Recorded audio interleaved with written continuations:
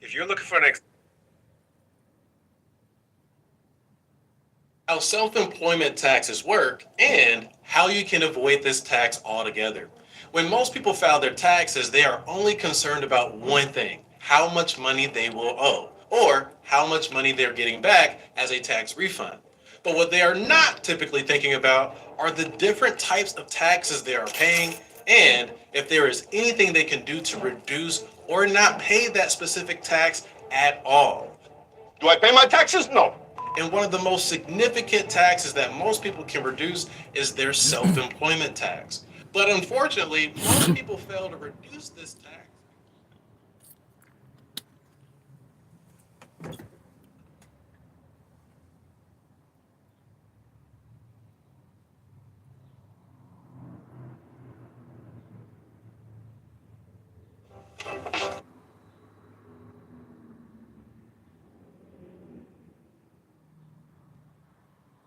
If you are a 1099 earner or independent contractor, then you have one of the greatest opportunities to reduce your taxes.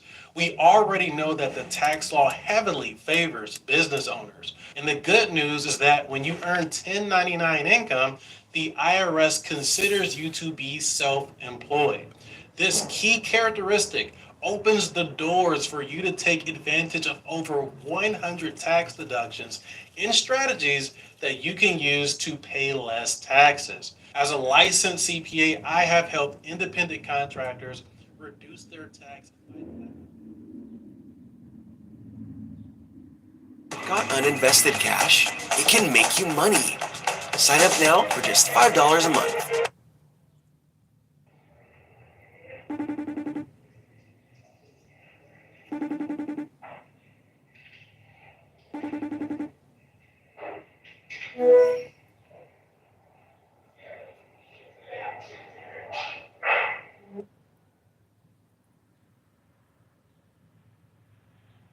If you are a 1099 earner or independent contractor, then you have one of the greatest opportunities to reduce your taxes. How y'all doing? Good We morning. already know Push that the that like tax button. law heavily I'm waiting on favors y'all. business owners. I'm waiting on And y'all. the good news is that when you earn 1099 income, the IRS considers you to be self employed. This key characteristic opens the doors for you to take advantage of over 100 tax deductions and strategies that you can use to pay less taxes. As a licensed CPA, I have helped independent contractors reduce their taxes by thousands at mycpacoach.com, and today I want to share the most valuable strategies with you. All right, so first of all, what exactly is 1099 income? 1099 income is simply non employment income. It is income that is earned outside of an employer. So if you are a free In so many words, if somebody donate, give you $1, that's income, right? How y'all doing? Push that like button. Come on in. I'm waiting. I'm getting started. I woke up on a fresh note, a fresh, you know, just fresh thoughts, fresh ideas, a new day, a new opportunity, a new horizon to conquer, man. That's just something new. I'm living in the uncertain. I don't know what the fuck gonna happen today. I don't know what to expect. I don't. I never do. I didn't know what to expect yesterday. I didn't know what to expect the day before that. I just live. And I come to find out, man, that the more I live, the more time go by, and I'm realizing that time is running out for me on a lot of things. You only have a certain amount of time in life to do things, man, and if you don't get nothing done in that little amount of time, you ain't gonna get shit done. You're gonna find yourself right there.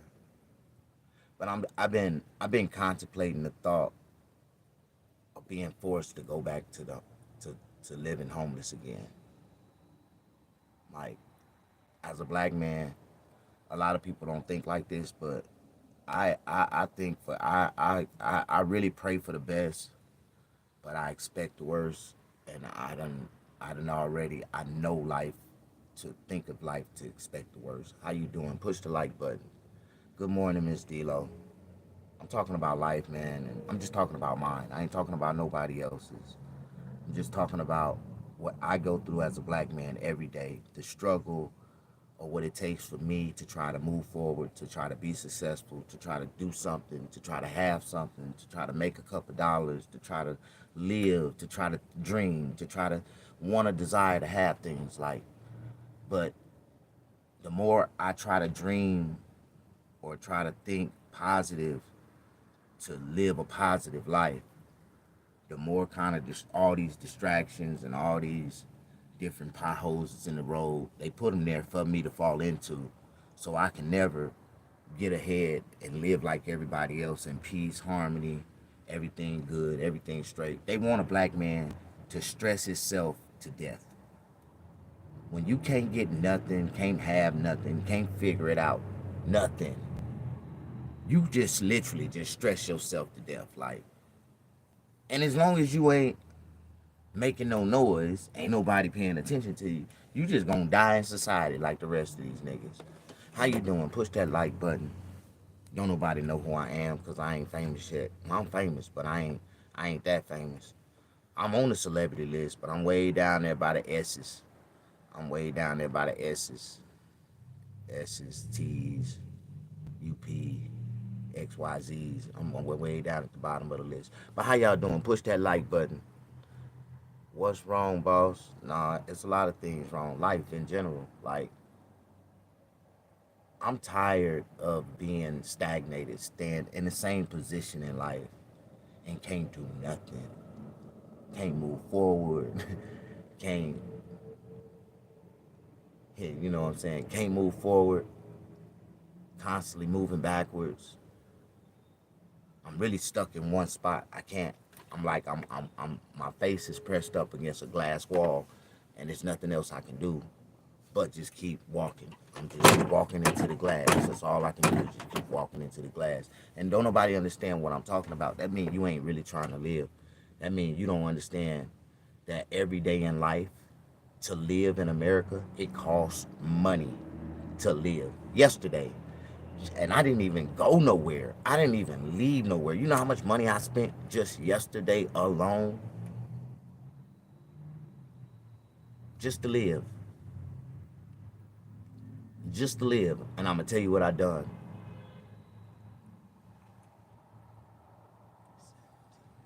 13. That's 30. 17, 13 is 30 plus 50.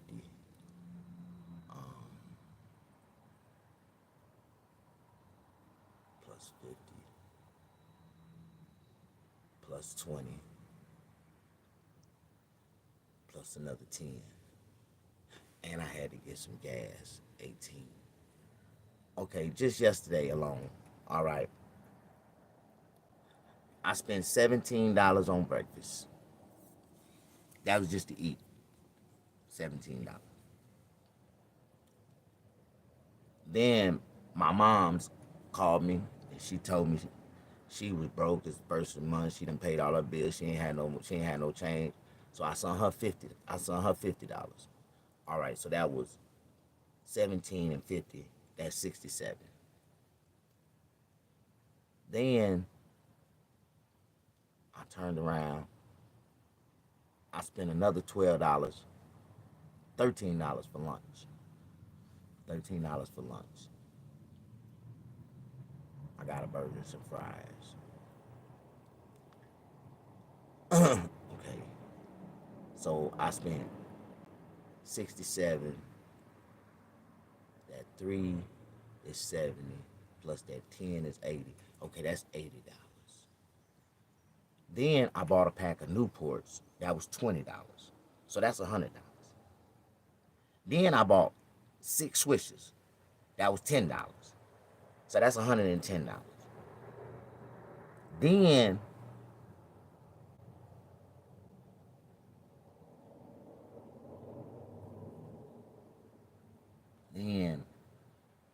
that was $110. Then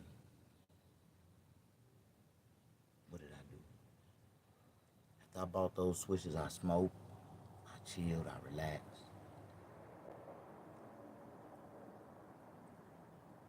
Then I went across the street to the store and I bought $9 worth of gas.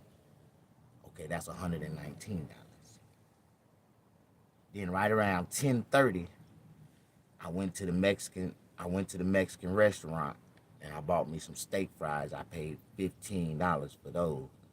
So 119. I spent $134 yesterday just to live, just to breathe, just to keep my life straight. People don't understand. $135. And I didn't do none of the things that the average person do in America every day. What did I do in my life that you didn't do in yours yesterday? How much money did you spend? What exactly did you do? Can you go back in your mind and think about every dollar that you spent? I didn't even drive nowhere. I didn't even go nowhere yesterday. Nowhere. I stayed right here at my shop. I slept at my shop, woke up the next morning at my shop. I ain't go nowhere. Now I spent $135. That was just my life expenses.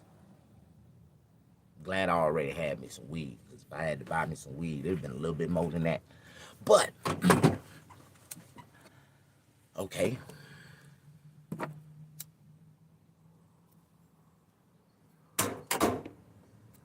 I talk about these type of things because everybody have different needs and wants and desires and different priorities in life.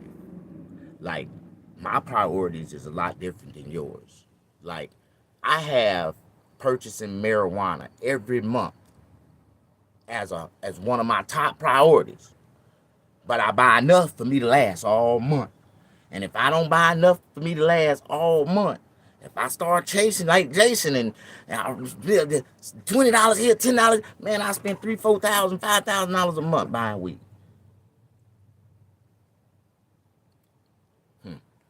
Ain't that a damn shame? You get a better discount when you buying bulk anyway. But my weed habit is expensive. It's like me buying an ounce of cocaine every month.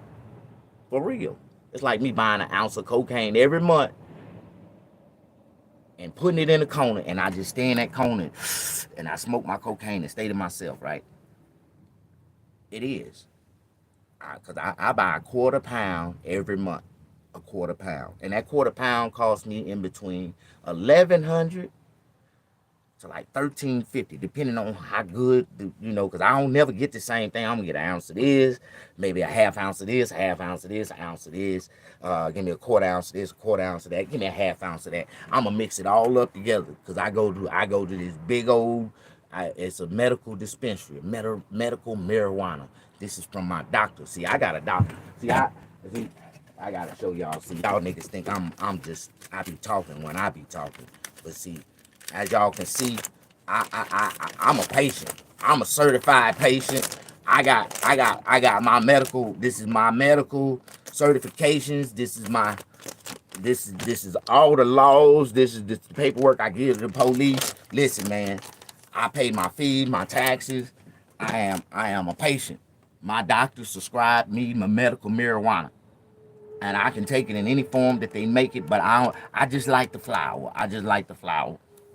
I just like the flower. The flower, this substitute me taking pharmaceutical medications like Thorazine, Seroquel, Astrovel. Like they had me on some like horse tranquilizing medications talking about it's good for your mind. And you bitch, you trying to destroy my mind. You trying to kill me.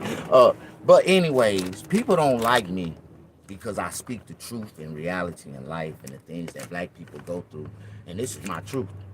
This is my legal paperwork that I pay for every year, every time so I can be straight. Just in case police ask me, say, man, what are you doing with this big bag of marijuana? Sir, that is my personal medication, and I ask that you sit that shit down, nigga. Fuck you touching my weed? What you touching my damn medicine for? I go off on the police when they try to touch my damn medicine. I'm a true patient, nigga. When I was in Mississippi, I was a weed head. I moved to California. I became a patient. And I'm straight. I don't know about the rest of you niggas. But I'm like, I'm different, man. I'm not a weed head.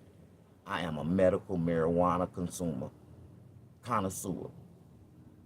And I consume the best medical marijuana of the best medical marijuana that they grow. If you can't grow that shit, nigga, if you can grow it, I'm gonna give you the green thumb, nigga. This shit right here. When I was in LA, I used to get paid. I was what they call the ambassador tester. Like I was ambassador for dispensaries, and I would test the product, and I would be able to give them, a professional grade on the product, so they know what shelf to put the product on. And man, I used to get paid to smoke weed all day. I'd be like, oh, that's some bullshit, man. That shit going to triple bottom shelf. That goes down. That's where the put it down there with a spice at. That right there. That spice, nigga. How y'all doing? Push that like button. You don't know who I am? My name is MrSnag. I am a real stand-up comedian. I am a real actor. I ain't a real employed stand-up comedian or a real employed actor right now. I ain't had no job since 2018, since I got fired off the Steve Harvey show. But, it's okay. I was homeless then, and I went back to the homeless now. And I'm still homeless. And I embrace being homeless. I don't give a fuck. I got a bathtub to wash my ass if I wanted to. I ain't tripping. I got a bathtub. I own a bathtub. I bought a bathtub. For real. I bought a bathtub. I personally own it. I can take it anywhere I want to go. Right now I got it in my barbershop, in my bathroom, and I ain't never even used it. I bought that bathtub like 3 years ago. I swear to God, I have not used it yet. How you doing? Push that like button. You're blessed, Snag. I know I am. And that's because when God gave me a position, it put me in position to, to be up a little bit. Even when I had, a lot of money in my pocket to do other things with. But I chose to invest it into my business. I spent every dollar I had into my business. Like, fuck that. I'm trying to build a barbershop and get some barbers and have some shit successful, have me something, do something. I want the same thing these every god. And this is it for me. If my barbershop don't pop, don't become successful, I would never work again as a barber. Not in nobody else's shit. You got me fucked up. I would never work for nobody else again. I wouldn't. I don't give a damn. I just be on the streets, a bum ass barber, a goddamn homeless. I be cutting out of a tent on the side of the street.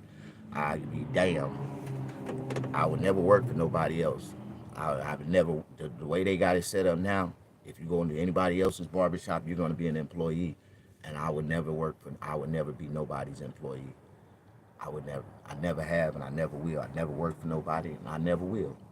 And I mean never. And if you ain't never done nothing in your life, like if you ain't never took orders from another motherfucker, I ain't never took orders from another motherfucker in my life, and I never will. Man, you catch hell for me telling me what the fuck to do. I'm not gonna do it. Intentionally, deliberately, I'm just gonna sit there. You know how many times the white folks whoop my ass in prison because you going to work. I just buzz out laughing. Bitch, you got me fucked up. I'm not picking up a rock. I'm not picking up a piece of paper. I'm not picking up shit, bitch. You got me fucked up. No, not me. I didn't come to prison to go to work. I'm finna lay down and sleep all day. I'm finna lay and call me when it's time to go to eat. You got me fucked. And I took all the ass whoopings. They beat my teeth out. They beat me relentlessly. They opened the door. So you gonna work now, boy? You got me fucked up, bitch. You got me fucked up. And I never did, and I never will. I guess, a lot of, I was talking to this black woman the other day, and she was a little older than me, and she was talking about how she feel like Trump trying to bring back segregation and take us back into the slave days. And I was like, back in the days, wasn't nothing wrong with segregation. Like, it really wasn't nothing wrong with it. It's just that black people always want to know what white people want. I wonder what the white water tastes like. The white water tastes just like the black water, nigga. Both of them coming out the ground. Like, but you niggas, you want to taste the white folks' water.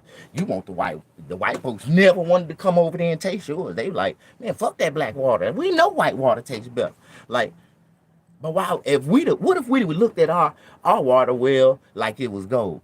And fuck them white water. Black water tastes better. Then the white folks been looking at that, which they was, because we was walking around with jugs guzzling our water. They like, damn, they water must taste better. And there was a lot of white people wanted to drink from our water. How y'all doing? My name is Mr. Snaggerpuss. I am a real comedian. They call me Mr. Snag. I've been reframed, reborn. In 2025, I made a vow to the world that I was going to be going by. I was changing my name like Martin Luther King daddy did. I'm changing my name to Mr. Snag. And everybody in the world going to call me Mr. Snag. How y'all doing? Push that like button.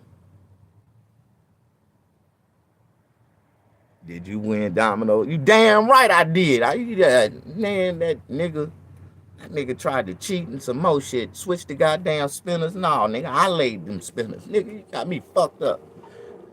And they gonna try to, nigga, I swear these niggas is goofy as fuck. I got my money, man, because I was about to get serious on that nigga. The moment that nigga tried to cheat on me, I see that's why I don't like playing with niggas. And I knew I was being watched. But we was in the penitentiary. The moment that nigga laid that big six down there, I would have came across that table and knocked his ass out. The fuck, nigga? Nigga, you knew blank was the spinner, nigga. You gonna sit back and try to play off on the six? Nigga, I would have killed, oh man, and we had money on the wood. I would have killed that dude, bro. Like, that's one thing about penitentiary niggas. Like, we just react and it be off instant reactions. Like, that's why I be afraid to be around a lot of people, because it be a lot of people. These niggas be real reckless off the lips. They talk real reckless. They don't even know they walking around talking suicidal, and they lips is real loose. And I'd have been knocked them motherfuckers completely off their goddamn body. And that's an instant. You know, when I'm back in my days when I come from, we call taking off on a nigga, and it ain't no. We ain't taking off on a nigga like sucker punching a motherfucker, like hitting them from behind or on the blind side. Nah, when I take off on a nigga, I'ma hit your ass dead in your eye, directly in your face. I like to punch you dead in your nose, right in your motherfucker, like bow, like motherfucker, what the fuck you just say, nigga? They call, man, this nigga, I take off on niggas. I will. I take off where I get mad at. I take off where I get confused. That you say some shit that confuse me and make me feel like that's like a threatening bodily harm. I mean, I'm finna knock your ass out so fast, nigga. Like, and I know that I can't react like that around normal people. I know that. That's why I stay far the fuck away from people and stay to myself. And when I deal with people, I deal with people with a full 100% concentrated control method that I have with my mind, myself. And people don't understand what they dealing with, because at that point, my beast ain't sleep. It's at the goddamn gate, and it's just sitting there. It's waiting for some shit to jump off, so it can just jump out. And I'll be like, sometimes my beast don't be sleep, my nigga. Like, that's why when I get around people, my beast wake up, and I be trying to stay calm and cool, because if I blow up in public, somebody finna get fucked up. When the smoke clear, it's gonna be a lot of motherfuckers laid out, and I ain't gonna be responsible for what happened, because I ain't gonna remember what happened. It just happened. Every action causes a reaction, and these niggas cause me to react that way. So, hey, talk to my psychiatrist. I told that bitch I was gonna end up having to come talk to her. How y'all doing? Push that like button. You must not choose violence. Now, I try not to, but believe me, Miss D-Lo, I have a tattoo on my body. It's a tipping scale. It's illegal. It's a scale, and it says that I am more ready to repay an injury. I will repay you an injury. I'm ready. I'm ready for that shit. I live by this shit. It's tatted on my body, and I swear to God, if you think that I will not, try me and find out. I am more. I will, nigga, because revenge is pleasure. Fucking a burden is that gratitude is a burden, and I just don't. I don't take that type of shit. I'm just that type of man. You never put me back into that mindset. Because if I fall back into that mindset in defense, I'm just defending myself, and I can give a fuck about how the world feel about it. I'ma be still standing. I and and for the how do you say, for the safety of myself, I cannot let you get back up. I just nah, my nigga. I can't let you get back up. And you ain't gonna get back up. And it is what it is. How you doing? Push that like button. I don't mind. I feel like the way life is, even after, I understand how a lot of people serve time and real talk, get out and get back out and try to live, try to do whatever it takes, and just say, fuck it. Blow up, go back. And be like, fuck it for the rest of their life. Some people are more important in prison than they are on the streets. And it's sad to fucking say that shit. Like, it's sad to fucking say that shit. And the people and they feel like they have more importance in life in prison than they do on the streets. And it's sad to fucking say that shit. Like, not one day have I ever laid in prison and wanted to be there. Not one day have I ever laid in prison and not thought of escaping or thought of, Lord, if I ever got an opportunity to just walk out these gates right now, I'd never do it again. Like, nobody wants to be in prison. But after you find yourself there with no responsibilities, you don't have to pay bills, you don't have to worry about health care, you don't have to worry about nothing. Everything is taken care of for you. Only thing you worry about is getting pussy, and you will never get pussy in prison. But that's the only thing you give up. But after you get a certain age in society, you can't even fuck pussy no more. Most men. So a lot of men gonna get to the point where they ain't gonna be able to fuck pussy no more. You ain't gonna get no pussy on the streets anyway. So a lot of men get to that point and just say, fuck it.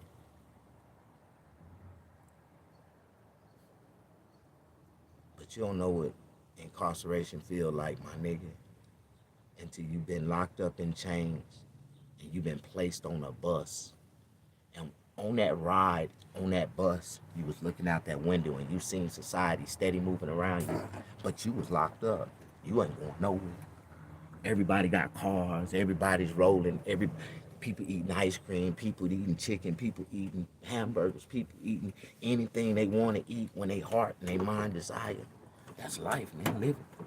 But they got niggas so confused that they'd rather be locked up in a prison cell or locked up with chains around them like a slave. I don't want that life, man. I just want, after so long, a black man, the way this America beat your ass up, the way the American dream become a nightmare, my nigga, you just want to find yourself just a little piece of land, a little piece of space, and just be like, fuck it, I just want to be left the fuck alone. I don't want to bother nobody. I don't want nobody to bother me. All I want to do is just be left the fuck alone, man. I can't do nothing that y'all want me to do. I cannot work. I can't pay your taxes. I ain't making no money to pay taxes. I'm barely making money to feed myself. Like, I just want to be left the fuck alone, man. I don't want shit. And in order for a black man not to be fucked with, you can't have shit. You can't be wanting shit. You can't be doing shit. You can't have nothing. You just be a bum, a homeless nigga on the streets, and you'll be all right. They won't even fuck with you. Or just give it all up. Kill somebody, go to prison, and live like a king around a bunch of hard dicks for the rest of your life. A lot of people don't understand the realities that black men have to face every day. One hiccup, one sneeze, one cough, and we lock the fuck up. One mistake, say one thing the wrong way to somebody, and you lock the fuck up. They let you, they tell you to be intimate, get with a woman. The moment that woman get upset with you and say something and you reach off and y'all disagree, she call the police on you, you lock the fuck up. Like, Black men got so many ways to be snared and wrapped. You see, y'all don't see the silent rope that's wrapped around niggas' necks. And niggas running around. A lot of these niggas got ropes around their neck. And then white folks can pull that motherfucker anytime they get ready. Nigga. But a lot of them, they got ropes around their neck and they hang in the trees and them crackers just waiting on them to hang themselves. Like, but y'all don't know what I'm talking about. Y'all really don't understand what I'm talking about. When these niggas talk like this, what you mean? The crackers, the system. You ain't never been a part of it. You ain't never lived in it. It ain't never affected you. Then you don't understand. There is nothing for a black man like me. I'm not saying for other black men. You know, the system is designed for one black man to make it and the next man don't. The black man like me that would take the money and do something positive with it and build a community and help other people and hey, listen, this is what we need to do. This is what we got to do. They won't let me get the money. They'll let a black nigga like him misinfluence y'all. Oh, we all gonna have hope. Oh, everybody, we gonna be building this and everybody putting money, donating, helping him. And this nigga riding around in brand new Benzes, brand new Bentleys. Man, nigga, preachers. Man, you ain't gotta be a preacher to get money like a preacher. An influencer is a preacher too, you know that. Or a preacher is an influencer. And you know one preacher is more dangerous than 10,000 soldiers with AR-15s. Don't you know that? Our biggest problem in America is religion. Ain't nobody came to the conclusion that religion is the most bullshit of bullshits of all bullshits that we confuse ourselves with every day, and people believe in that shit. And if you don't understand the definition of believe, then god damn, you an ignorant motherfucker. How you doing? Push that like button. My name is MrSnag. I do got swag. I do got class. I got all that shit. If the Lord bless me, one of y'all niggas bless me to come up a little bit and get my hands on some money, my whole life gonna change. The way I walk, the way I talk, the way I do things. But everybody know, if you don't know, I'm the only comedian, actor, stand-up comedian, how do you say celebrity, that actually have full intentions to do something positive for the world that nobody else will. You know what I mean? Like, think about it. How many celebrities, actors, comedians, singers, musicians, producers had their own homeless shelter, community human restoration center, like really helping people change their lives, help them get their life on track. You know, how many people ever heard of human investing? Shit, if the most lucrative business in the world is human trafficking, then why wouldn't be the most lucrative investment would be human investment?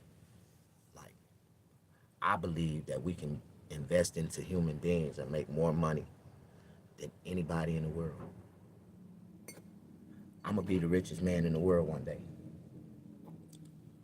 because I ain't going to invest into technology, real estate, all the shit that people keep telling y'all, this is the way to make money. The way to make money, and it don't, man, you dumb as hell if you don't see this. Invest into people. Like, into people, man.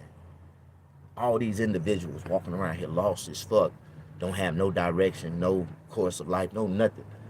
Why are we letting the system make money off investing into these people, putting them in debt, keeping them suppressed, when we can invest into these people and make a profit? Like, it's not that hard.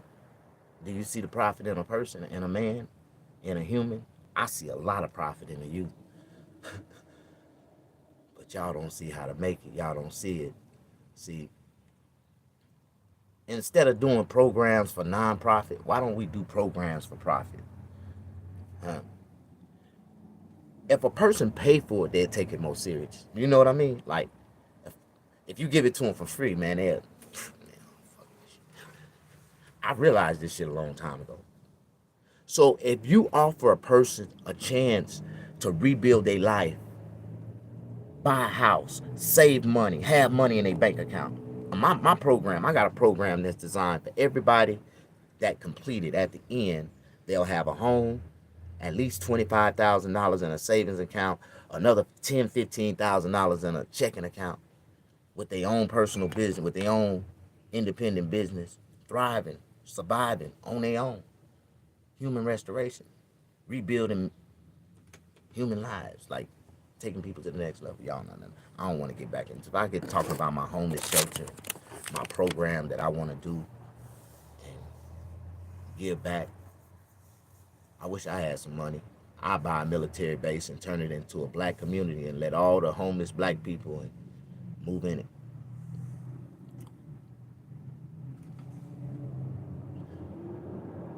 Yeah, it's got to be a major investment though, man. Cause somebody got to do it too. And I told people, man, y'all niggas ain't thinking. And once I can build a positive community and get a positive cash flow flowing in, y'all really don't understand. I'm gonna go build a negative community.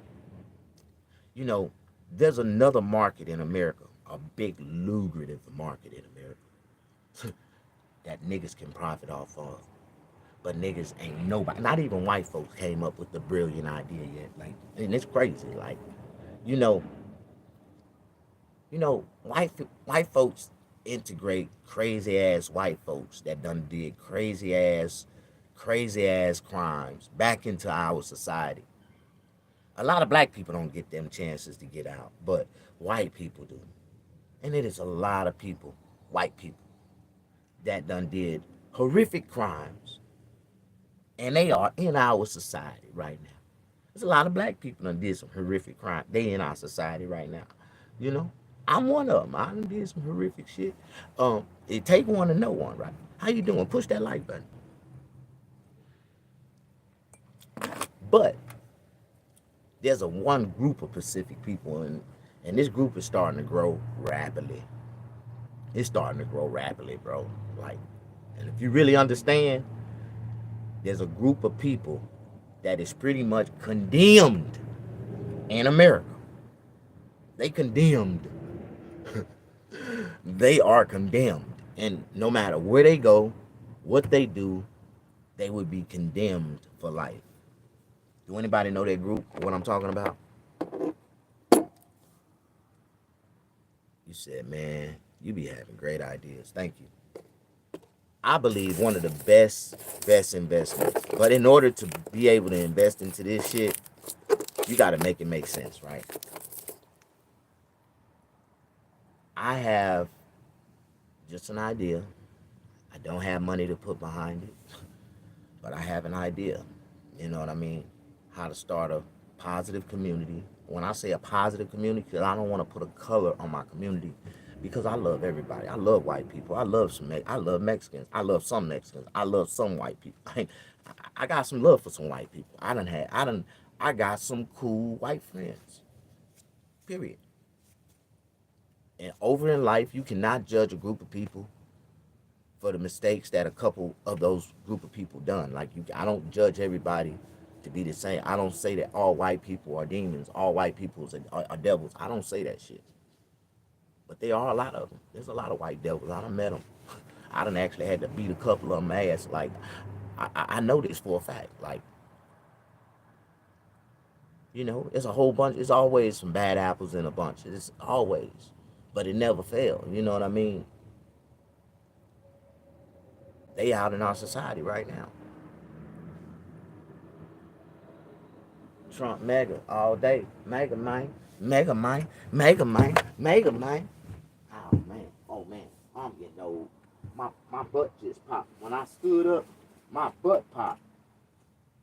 That's a sign of getting old.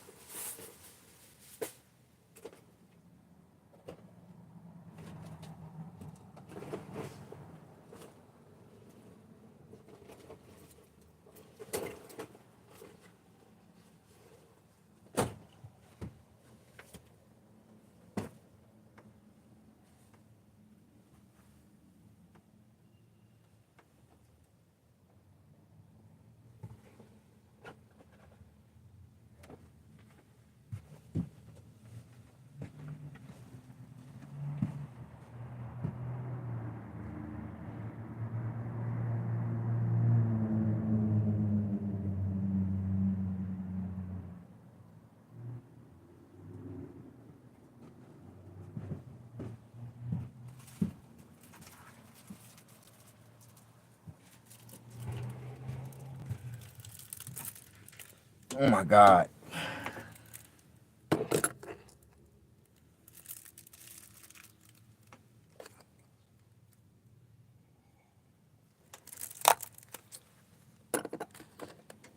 Man said it's his butt. He knows. Laugh my ass up. My butt popped when I got up. That butt, that pelvis bone right there. That pelvis bone, just that tailbone right there.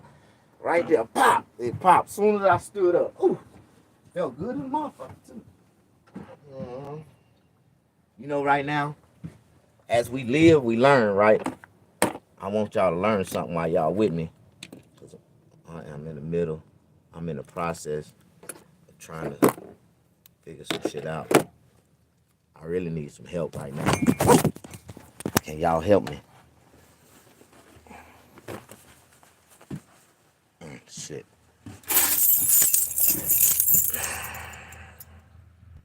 Stupid felt good.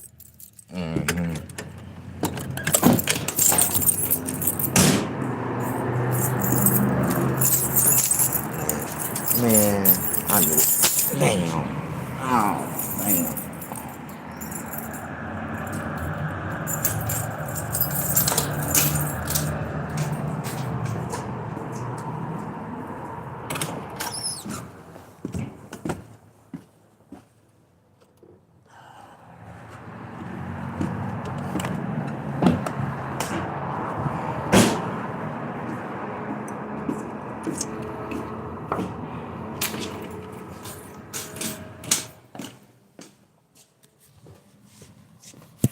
Y'all, y'all excuse me.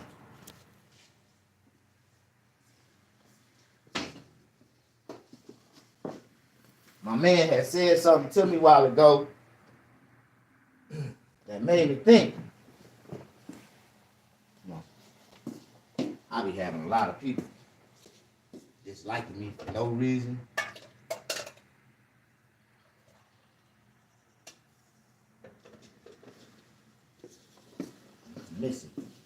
I'm missing important memorabilia.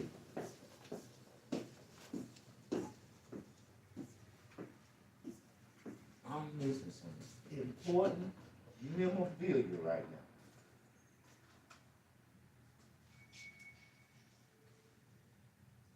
now. Somebody. Hey, no damn reason.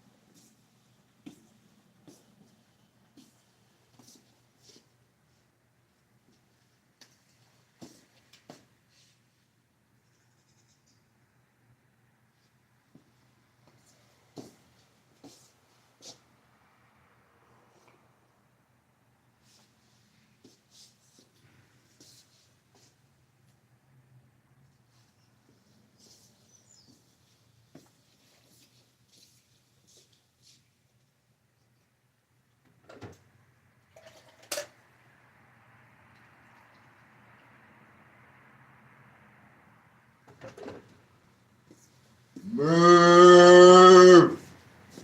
Moo!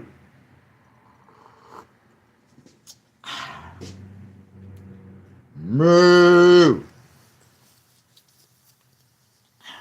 Delicious.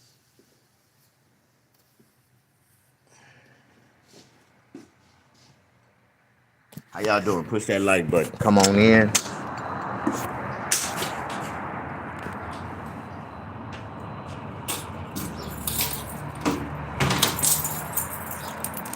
Be my friend for 1 second. Ooh.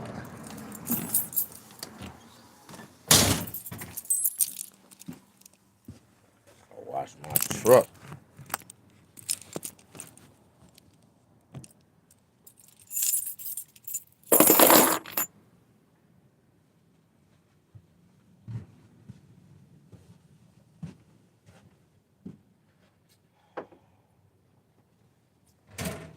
All right. I really.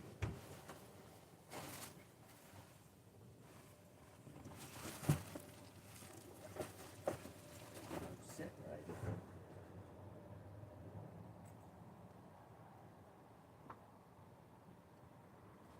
I am missing something very, very, very, very important. I know how people are. They don't know how I am. They want to find out that way.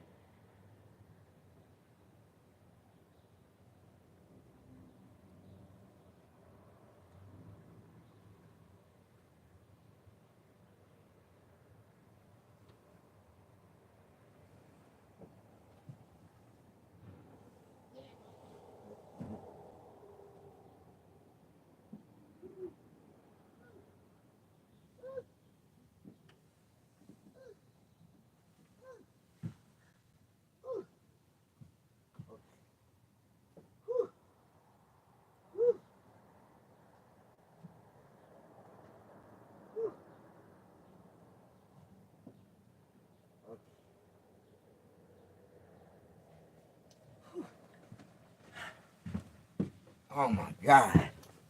I looked high and low. My damn hat. Motherfucker, I thought somebody stole my hat off. Like, man, one of my little homeboys done stole my goddamn hat. Cause I got a lot of my little homeboys, they do not like Trump. They see me be wearing my hat, they be like, I'm like, nigga, you better not touch my damn hat, nigga. How y'all doing?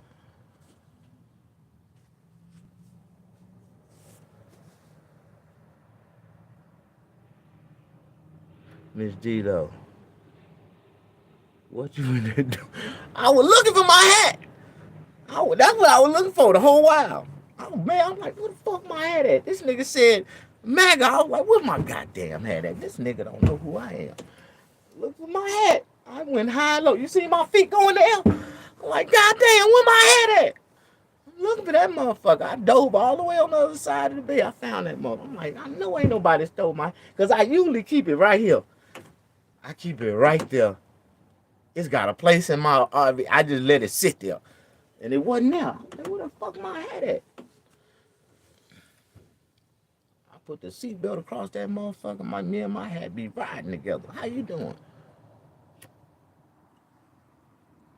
Yeah, I need a Newport right now. Life is stressed out. It's really stressing. Am I the only one?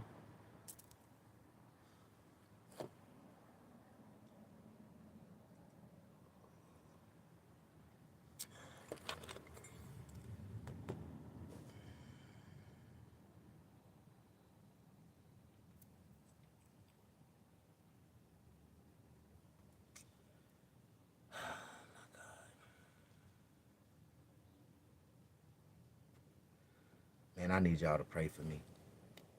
I really need y'all to pray for me, man, because I've been trying to figure some things out lately. You know, when I used to sell drugs, the kind of money that I'm just thinking about right now, the kind of money that I'm praying that I can get my hands on, I used to make that money in one day. And one day I can make that. And you know, I think it's kind of dangerous for a person, any person, to make a lot of money and then not be able to make no money at all. Because they start to seeing other people, you know, they ain't making no money. Cause they ain't never really had that ain't no money. Like, nigga, that ain't no real money to me, nigga. Like, y'all niggas, y'all don't understand what real money is. I had more motherfuckers coming to my crack house than McDonald's, nigga. Like, for real. All day, all night, 2, 3, 4, 5, 6 in the morning, niggas pulling up. Niggas be like, I had so many niggas pulling up in my shit, it was crazy. Nigga, this the way you sell crack, nigga. If your business ain't booming 24 hours a day, nigga, you ain't doing it, nigga. So fuck y'all, man, nigga. I ain't no stopping. Fuck the police, nigga. We criminals. They the police. Let them do their job, nigga. We gotta do ours. Let's go. Like, the streets didn't sleep when I was in it, nigga. Like, no, nigga. My team never shut down. And we never ran out. If I got down to a half a key, I started panicking. Like, oh, nigga, we finna run out. We finna run. Oh, we already, no, we finna run out, nigga. My heart started pumping fast. I got down to a half a key, nigga. How you doing? Push that like button. Niggas don't understand. It's a lot of niggas sold dope in this world. But they ain't never sold a lot of it. And I sold a lot of it the small way. I like to talk about the small way. My way was the best way. Like, for real. I was making like $70,000 off 1 kilo of cocaine selling $20 rocks. I sell a whole kilo in $20 rocks in 3 days. That's how much my crack houses was booming, and how many niggas in 3 days I sell a whole kilo in $20 rocks. Nigga got me fucked up, nigga. I was hustling. I was a $20 crack seller, nigga. I ain't give a fuck. I used to sell ounces too, nigga. But niggas didn't like my prices for my ounces, my nigga. Like, they ain't have enough money to buy my ounces. And if you buy my ounces, you gotta go cook it up yourself. So, niggas wanted my crack, nigga. My crack was making niggas chest bust open, nigga. Having heart attacks and shit. Like, for real. I ain't gonna lie. I remember this one time I had got this new pack and I put it out there, man. Gave a couple of samples to a couple of my crackheads. Motherfucker got to pumping that shit. This one crackhead came in and put a whole 20 on that motherfucker. As soon as he turned that bitch up, that nigga heart locked up on his ass. That nigga went into convulsion. Man, them niggas rushed that nigga to the hospital. They said that nigga had a heart attack. But the crack saved him. Some kind of way, that crack saved him. He didn't die. But shit, man. And them crackheads started pulling up in my house so goddamn crazy. Man, I heard you got that shit make your heart stop. I'm like, yeah, let me get some. When niggas know that shit, man, the stronger that shit is, the more niggas wanted it. I was like, damn. I had that Peruvian root. I had that shit. I had that crack that was so goddamn strong, man. As soon as they hit that shit, they go straight down on the ground, just start rubbing the carpet. I dropped something. You ain't dropped shit, nigga. You put it all in that damn pipe. No, I dropped it. I swear to God, I dropped some. Like, nigga. I don't know what kind of dope I had, nigga, but that dope was, man, it used to make people do some amazing shit. I ain't lying, man.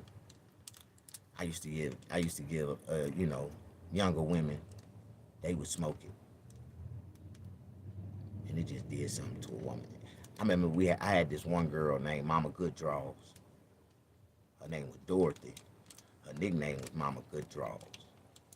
But Dorothy, she was pretty as hell. Fine as a motherfucker. She was. She had them lips on her. You just look at her one time and be like, ooh, you look like you sucked the skin off a nigga dick. Like, she had them lips on her. And that's all she was good for.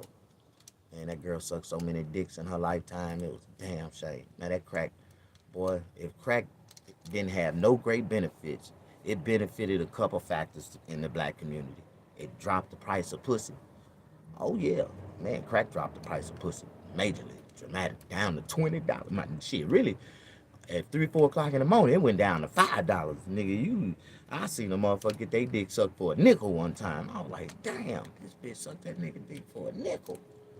You know, a nickel is a nickel. I don't give a damn what nobody say. It's like a nickel, a little bitty crumb. How y'all doing? Push that like button. I'm just talking about history, man. Black history, the crack epidemic. Like, if you ain't lived it, if you ain't live a part of it, you don't know nobody that was, you don't know no crack babies. Like, come on, man. I tell everybody, man, I'm a crack baby because all my friends were. You are what your friends are. And if all my friends was crack babies, that make me a crack baby, right? Even though technically I could never be a crack baby because crack didn't exist when I was born. So I'm not a crack baby. I was born in 1975. So you can say what you want to say about me. But if you think I'm a crack baby, I just tell you, all my friends were. I'm not. And I was a couple years ahead of them. See, I was a couple years ahead of them. I just was small, and niggas thought I was young. I was always able to blend in. I blend in with the youngest of the youngest, and they was like, "Damn, this little nigga." And I had a pocket full of crack. Yeah, when they was 7, 8, nigga, I was 12, but I was the same size as them. So I used to hang out with the 8, 9, 10 year olds, and I used to sell crack, playing around. We playing tag. I used to run around and sell crack playing tag. I've always been ahead of my peers because of my upbringing, my exposure as a kid. I was, my mom exposed me to a lot of shit, and she intentionally exposed me to it. She wasn't sugarcoating the shit. She showed me and told me and say, "Baby, this is an ounce of crack. If this is the way you cut it up. This go for $20." Like, oh, for real? My mama taught me this shit, and she taught me the game. My mama taught me the game, factors of life, straight the fuck up. A lot of women, they sugarcoat it to their children. They try to protect their children. My mama did not try to protect me. My mama tried to make me the most best of the best street niggas that she can ever think of. And it was her intention. She's like, "Baby, because we from the streets, and I got to teach you how to be a street nigga." And she really taught me. She taught me how to be a better street nigga, though. That's the fucked up part. Like, you ain't gonna be like the rest of you. You ain't gonna be no gorilla pimp. You gonna treat your hoes with dignity. And I treated my hoes. That's why I'm telling you, y'all don't understand. I've been charged with pimping and pandering before. So that's why I let that shit go, because I had a real scary life. These crackers gonna throw me away because these bitches was in love with me and they was doing things for me that they wanted to do. I didn't ask them to do it. They was doing because they wanted me to have these type of things and do all, and I had to let it go. But it's always this one bitch trying to get a nigga locked up, right? So it was this black bitch, and I really didn't even have no dealings with her. She wasn't even on the team. She didn't even make it. She didn't even make it in stable. She was still paying for her hotel room, but she tried to tell the police that I was trafficking her, and that that I had all kind of girls and all this. And when one of my bitches went and picked the bitch up, went and picked up the money, I don't want to talk about it. Anyway, they ended up, they put a tag in the money and followed the bitch back, and they ended up, she gave me the money. The police ended up arresting me, and it was a whole bunch of shit. But because of my 5 loyal hoes, that one disloyal hoe who never even made it on the team, I got off. Shit, I had 5 white bitches testify in my defense that I was not a pimp. And all my finances that I got and the things that I do, they gave it to me. Their parents helped me get it. We had a bit of many white girls got me out of all that shit. But I ain't gonna talk about that. That's why I say pink toes is the best toes to have. You're gonna put them down, man. If you know anything about that type of shit, I'm gonna let that be. I'm gonna let that set the record straight. You know what I mean? Push that like button. Yeah, how y'all doing? Y'all don't know nothing about pimping. Oh man, I accidentally became a pimp. Then I accidentally ended up getting pimped. Man, some crazy shit. But I don't want to talk about that right now. We ain't gonna talk about how I got pimped. Trying to pimp. I wasn't even trying to pimp. They asked me to pimp. They begged me to be their pimp. Cause I was out there leading by example. I was turning more tricks than them hoes was. They were like, "Damn, this nigga out here working." I was working. In order to, what a lot of pimps, a lot of females don't understand, what a lot of females liked about me is that they seen that I was willing to sell my own dick. I didn't need them. But they didn't want me to, go through the risk. They was like, Snag, you ain't gotta be out here. You ain't gotta sell your dick. We want that. You like we'll sell our pussy for you. I ain't do it. Like, whatever you want to do. Y'all don't want to hear about my pimping days. See, I used to be pimping. I ain't pimping no more. I'm just a pimp. Like, I just tell everybody that shit. I'm just a pimp. I ain't got no hoes. So to be pimping, nigga, you gotta have hoes. I ain't got no hoes. I'm just a pimp, nigga. So to understand, like, you slow your hearing down so you can understand the words I say. Don't misidentify me as a pimp, bitch. Like, I have zero hoes. So I am doing zero pimping. But I am a pimp, bitch. And if you fuck with me, you gonna have to pay for my time. You gonna have to pay me a little royalty. I ain't never had a bitch that fucked with me and didn't pay me. That's just the way it is. I'm not even a pimp. I'm a player. My mama taught me how to be a player. She didn't teach me how to be a pimp. But I've been classified as a pimp. So if anybody want to talk shit, I don't give a fuck about how you feel about it. You just say I talk fast. I tell you, you need to speed your hearing up. But I can give you some clear instructions on how to make some good money and how to get it right. And you come on back and you bless me, and I'm gonna bless you. Your life gonna be taken care of. I'm gonna take care of you. You ain't gotta worry about nothing under my wings. I swear to God. Like, but at the same time, Mama Good Draws sound like she can fry some chicken. Yeah, no, Mama Good Draws. She had a unique talent. She had a unique talent. She can make a man bust, I swear, in less than 2 minutes flat. I'm serious. She can make a man bust with her lips in less than 2 minutes flat. I watched this girl make $1,000 in an hour, in 1 hour sucking dick. Like, for real. For real. I watched this girl make $1,000 in 1 hour sucking dick. She got off. She got off. Real talk. She got off 20 niggas at $50 a wop in 1 hour. All 20. All 20. In less than an hour. If this motherfucker wasn't the best dick sucker in the world, man, this girl, man, I'm talking about, she got off 20 niggas in 1 hour at $50 a pop. Jumped in the car with a whole G on me. Here, daddy. Like, God damn. You knocked down all them niggas? Every one of them. I look back, all them niggas. I dog. That bitch was the truth. I was like, I used to get reviews on my hoes. Like, my bitches would, and all of them was special. They were special. All my bitches were special. Like, really special. Like, they had some type of deformative situation on their body that they was insecure about. Like, for real. Like, they were special. They were all right. Like, Chicken Wing, I had one, Vanessa. Her name was Vanessa Cobb.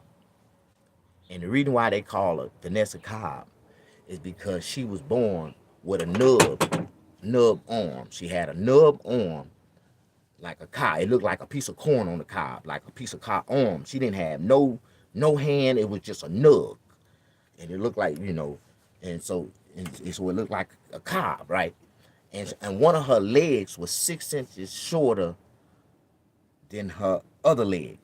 So she had to have like these wood platforms on the bottom of her tennis shoes to even out her balance. But no matter how they made them wood balance shoes, she still had a limp when she walked. But this bitch had ass, zero waistline.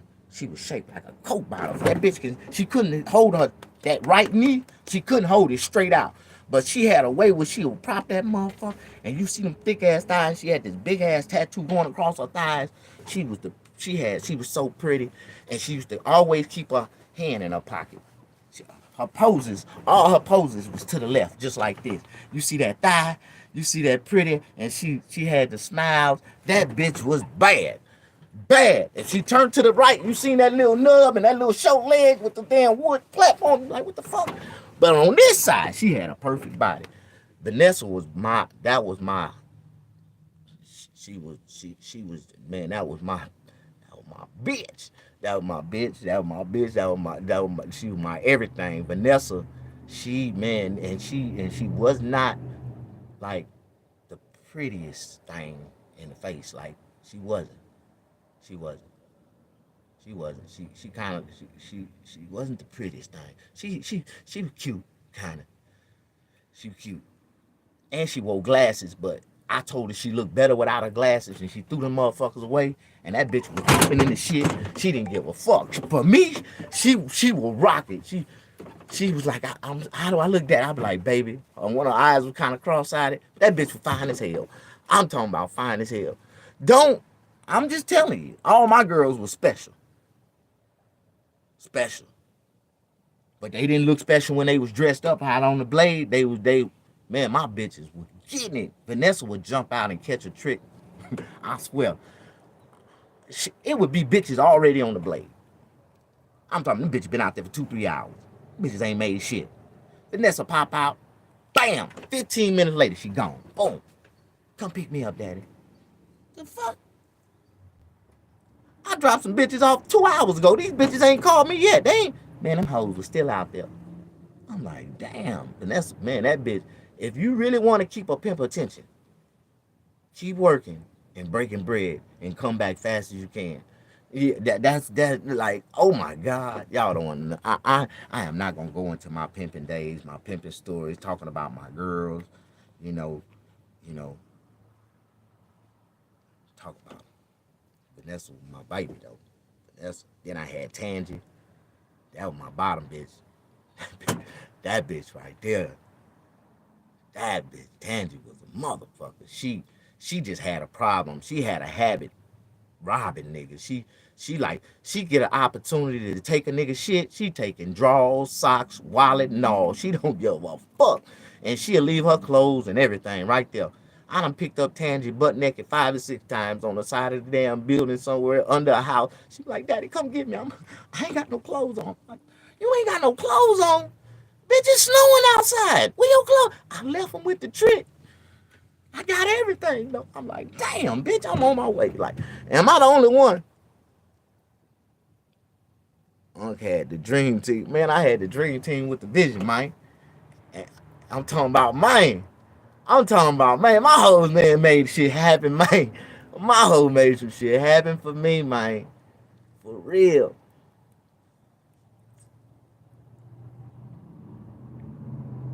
Them bitches wasn't shit. I had another bitch named Kathy. Kathy was that was one of my diehards. That was one of my diehards. She actually died. Kathy died for me. Kathy was in one of my spots, in one of my houses, one of my crack houses, holding it down, doing it good for me. And it got home and it got invaded. Some niggas had robbed it and they killed her. But Kathy went out in a blaze of glory. She shot 2 of them niggas. That's how we knew who did it. We ended up getting the rest of them niggas. But how y'all doing? Push that like button. I done been through some shit, man. My name is Snaggerpuss, man. Before I became a stand-up comedian, I was a full-time professional criminal. A full-time professional drug dealer pimp. I got money, nigga. I got money in every aspect of getting money. Shooting dice. Nigga, I used to have a $50,000 dice game every night at my house. At least 50,000. At least 50,000. Shit. If nothing else, I know I had 50,000 in my pocket, so at least a $50,000 dice game every night at my house. Tear their ass up. And I never even touched the dice. No. I used to cut. I was the house, nigga. I was the house.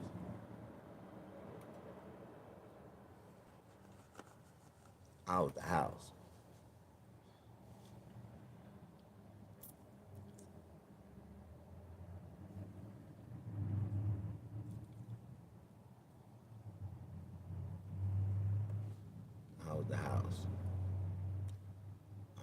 get 3 ways on my dice table.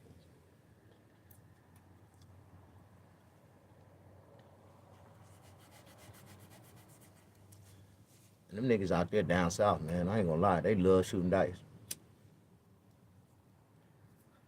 But I learned the business of the dice game a long time ago. It's more sevens on the dice than any number on that motherfucker.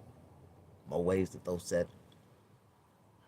So, what I would do when I host my dice games, you know,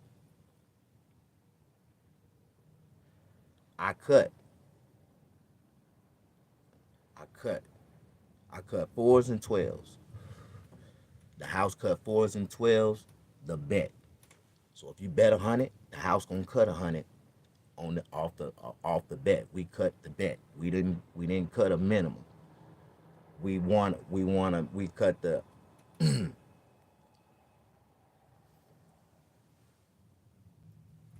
cut 4s and 12s. Then off every pot,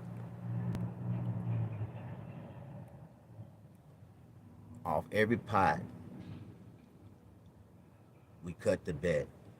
Usually the bet started at $20. So it was out of the whole pot, we would get $20 out of every pot. Cover the $20 pot, and then it was another way I made money off the dice.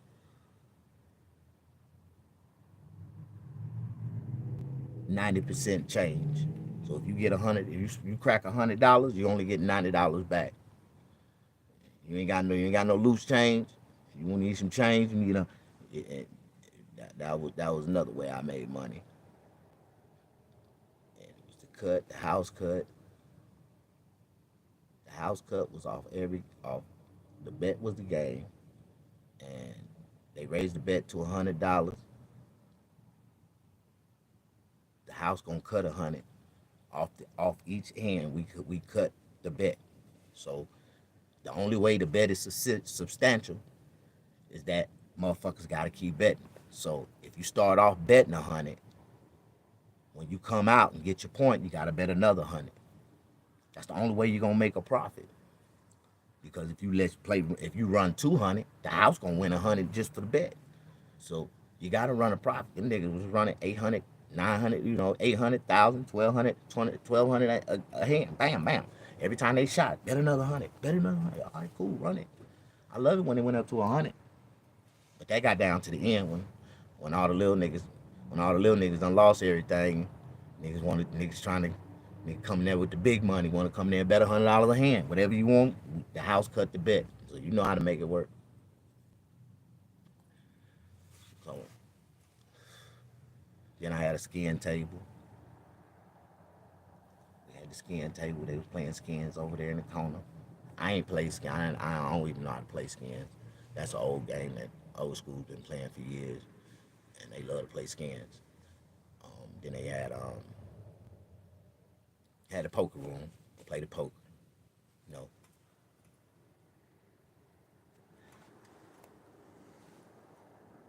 I just continued what my grandfather had started years ago. I had a gambling house, I had a crack house, I had a whore house, you want to call it a brothel. Nigga, I had a house, you can go get you some pussy. Whole bunch of hoes stayed in it. Nigga, I had it going on down south. And that's one thing about me, like, it's like a nigga that got my type of capabilities down south, them crackers don't want a nigga out there like, oh no, nigga, you doing too much. And I know I was, and I couldn't help myself because that was the only thing that was entertaining, or that was the only way that people can get. You had to gather people up to get money out there. Like, how you doing? Push that like button. I'm just talking about my history, my past. Sometimes I get caught up in talking about shit that I shouldn't be talking about. But I served time for all my shit, so I paid all my dues to society. I don't owe shit. I don't owe them shit. They don't owe me shit. I just like going back. I did have some fun back in the days. I realized I was a powerful nigga with a lot of money and didn't know what to do with it. Like, shit, I wish I knew what I knew now back then. Push that like button. We love Snag. In the South, love from Louisiana. Yeah, I've been to Louisiana. I done been to the Zaya projects. I had to shoot my way up out that motherfucker. Hey, that's what happened, man. I done had some crazy episodes in life, man. When I was young, I remember I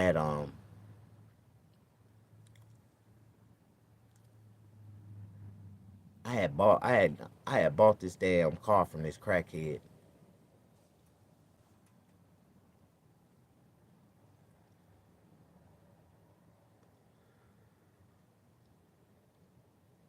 That wasn't it.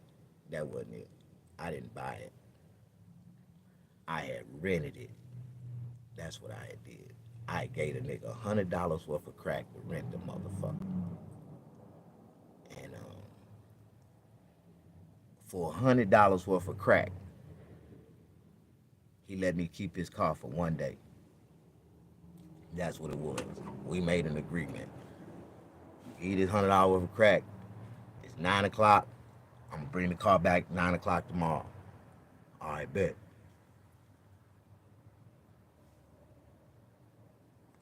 That nigga smoked that $100 worth of crack up the first 30 minutes. He was calling me all day. Hey man, can you bring me something else? Just a little bit. You keep it a little longer. Yeah, I got you. I'm gonna be over there in a minute. I got you. I was young. I was crazy as hell. I had no intention on bringing that nigga nothing else. I was just gonna joyride his car. That's what happened. I ended up picking up some of my little homies. We was young. I never forget. I think I was about, I want to say 18, 19. I 18. I scooped this nigga up. And no, I'll take that back. I was younger than that. I was like, I want to say I was 16. I was 16. Because I just got out of this goddamn. I just got released from prison. I was 16. Because I wasn't out for 1 year. And then I got locked. I wasn't even out a year. Got locked back up. Um, I tell people, man, I got sentenced to life in prison when I was 12 years old. But my grandparents made a way for me to get out twice. And every time I got out, I went back. I made another mistake, got locked up again, they sent me back. And my grandfather passed away.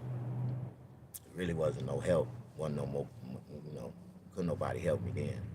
My grandfather had power. I tell people this shit. Down south back in the days, there was a lot of shit that happened that,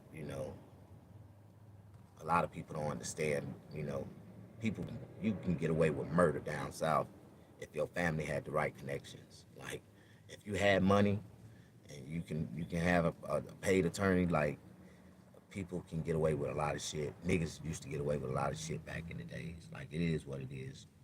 And not all niggas got away, but if your family was prominent, and if your family had good ties with those white people, they wouldn't. I know at least 20 people that, you know, did heinous crimes. When I say heinous, murders, like murders, and got off.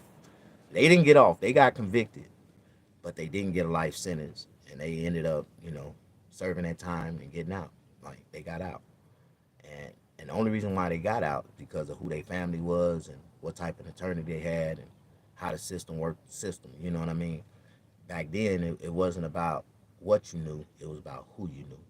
And if you had the right attorney, shit, it was a buddy system back then. You had to have some money to spread down the line. But hey, everybody got paid. But those are back in the days. Nowadays, you ain't got it ain't going down like that no more. you commit a crime, your ass is finna do some time. Period. The world is watching. So now people can't get away with what they used to be able to get away with. And it's cool. I tell people all the time, you gotta thank God for, the way our society has, evolved over the years. You know what I mean? Because when I was young, I used to make a lot of dumbass, incompulsive, you know, just dumbass decisions. And I used to tell people that because we didn't know no more. We didn't know no more than what the fuck we was taught or what the fuck we listened to. And a lot of the mistakes that I made when I was younger, you know what I mean, was basically off of influence. You know what I mean? I was influenced. It didn't take much. I see it. I believed it. I tried it. If it worked, I kept doing it. It was just like that. How you doing? Push that like button. I believe you. Cause me and my friend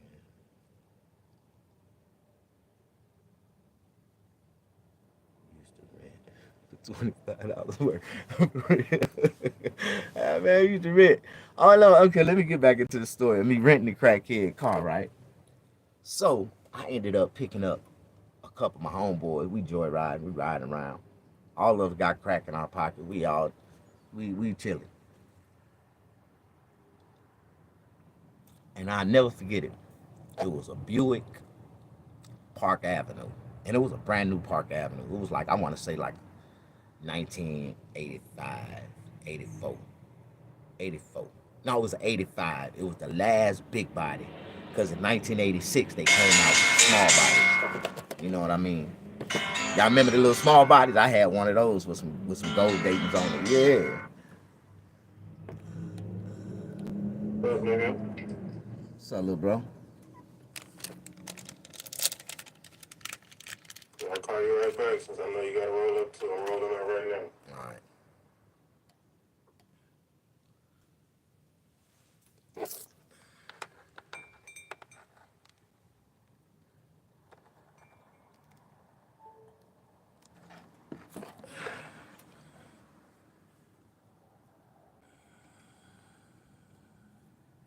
Yeah, so we joyriding, riding around, dipping.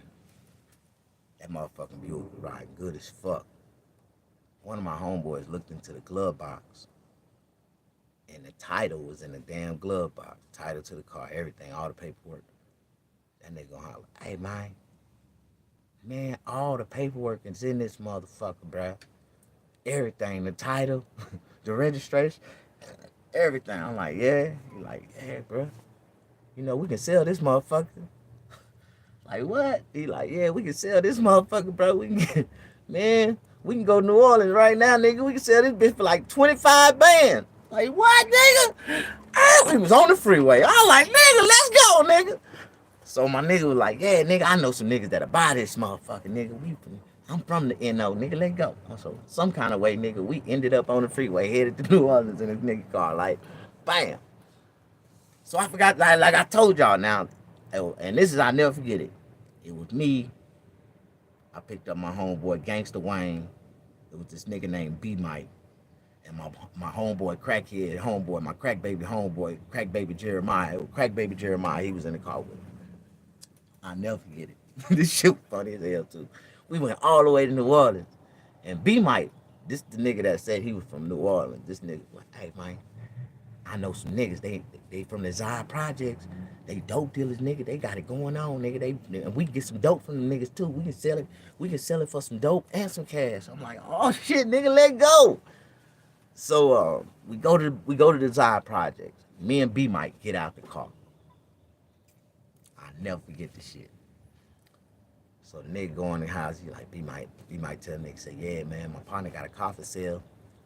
Oh shit, man, it's a Buick Park Avenue, man. Y'all might want to get it, man. Check it out, man. Come check it out. This bitch clean as fuck. So they ended up going outside looking at the car. They were like, oh, hell yeah. What you want for a little daddy? What you want for a little daddy? I like, listen here, man, this is what I'm gonna do, bro.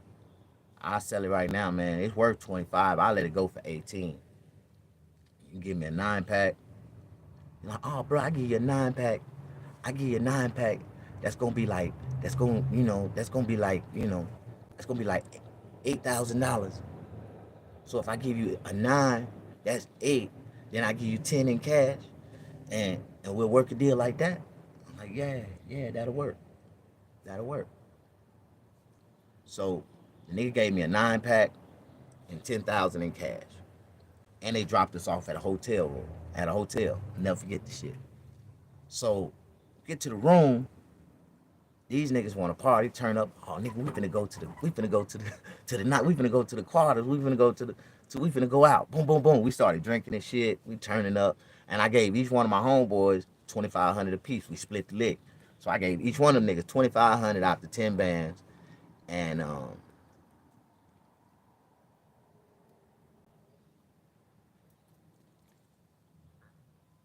I had the dope. The dope was mine. I'll never forget it.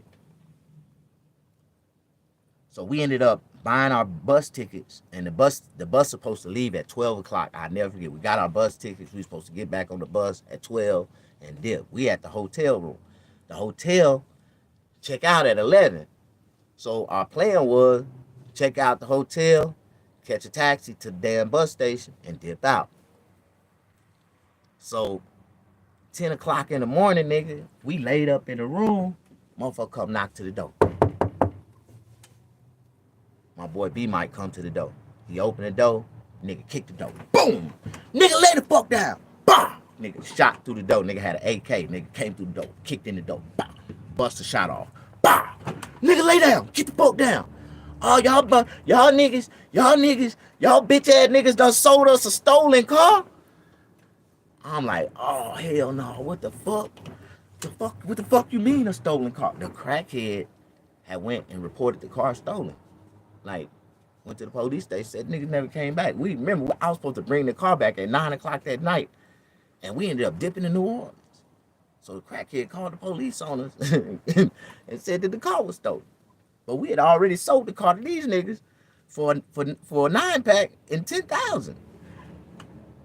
These niggas done kicked in the door at gunpoint with an AK-47, got us laid out in the fucking hotel room. Nigga, I'm thinking they finna blast us off, nigga. Like, what the fuck? They like, nah, bro, we want our money. Where the money at, bro? These niggas done fucked off their money. I ain't gonna lie, them niggas came through the door kicking ass.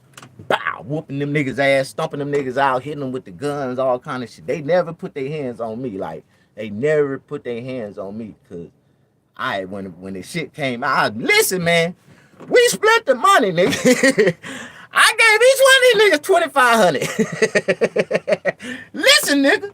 Hell, I still got my 2,500. Yeah. Hey, nigga, damn. And I still got the dope. Here. I'm like, hey. And I never forget it, man. I never forget it. And matter of fact, I gotta go back in my age on this shit. I was like 12 years old. They was 16, 17. B-Mike was 17. Jeremiah Wayne was 16. I was 12. And I lied to them niggas, told them that I was 15, 14. I was old enough, but I was selling crack, renting crack cars. I'm riding around, and I done picked up these niggas. This is how the shit ended up going down, right? So I'm like, I look like the baby in the fucking group. So the nigga had a little compassion. The nigga, all these niggas had gold teeth. These niggas was real killers. These niggas was not playing about that goddamn money. They was like, no, nigga. And so what happened, Jeremiah Wayne and B-Mike had left with B-Mike. They went off into the French quarters. They fucked off. Ain't no telling what they did. But them niggas fucked off a lot of money. When them niggas came back, shit, one of them, shit, B-Mike only had like, I want to say $800 in his pocket, nigga. They beat that nigga relentlessly. They beat the brakes off that nigga. Where the rest of the money at? Oh, nigga, I spent it. Oh, yo, you spent it? You finna, bam. They beat the brakes off that nigga. And so they beat Wayne. Wayne had about 400 missing. He had about 21. They beat him. What the rest of it? Like, Jeremiah, he ain't spent but $100. So he didn't get ass whooping that bad, but they still whooped his ass too. I'm like, damn. They whooped all three of them niggas ass. They ain't touch me though. I gave them their money. I gave them their dope. I'm like, listen, this was not my idea. This was B-Mike's idea. They whooped his ass some more. Bow, bow, bow, bow. So, in the process of them niggas whooping B-Mike ass, I saved these niggas. I saved them. I came up with a brilliant ass idea. I said, hey man, listen, bruh. Listen. I got an idea, man. Listen, fuck it, bruh. Listen, man.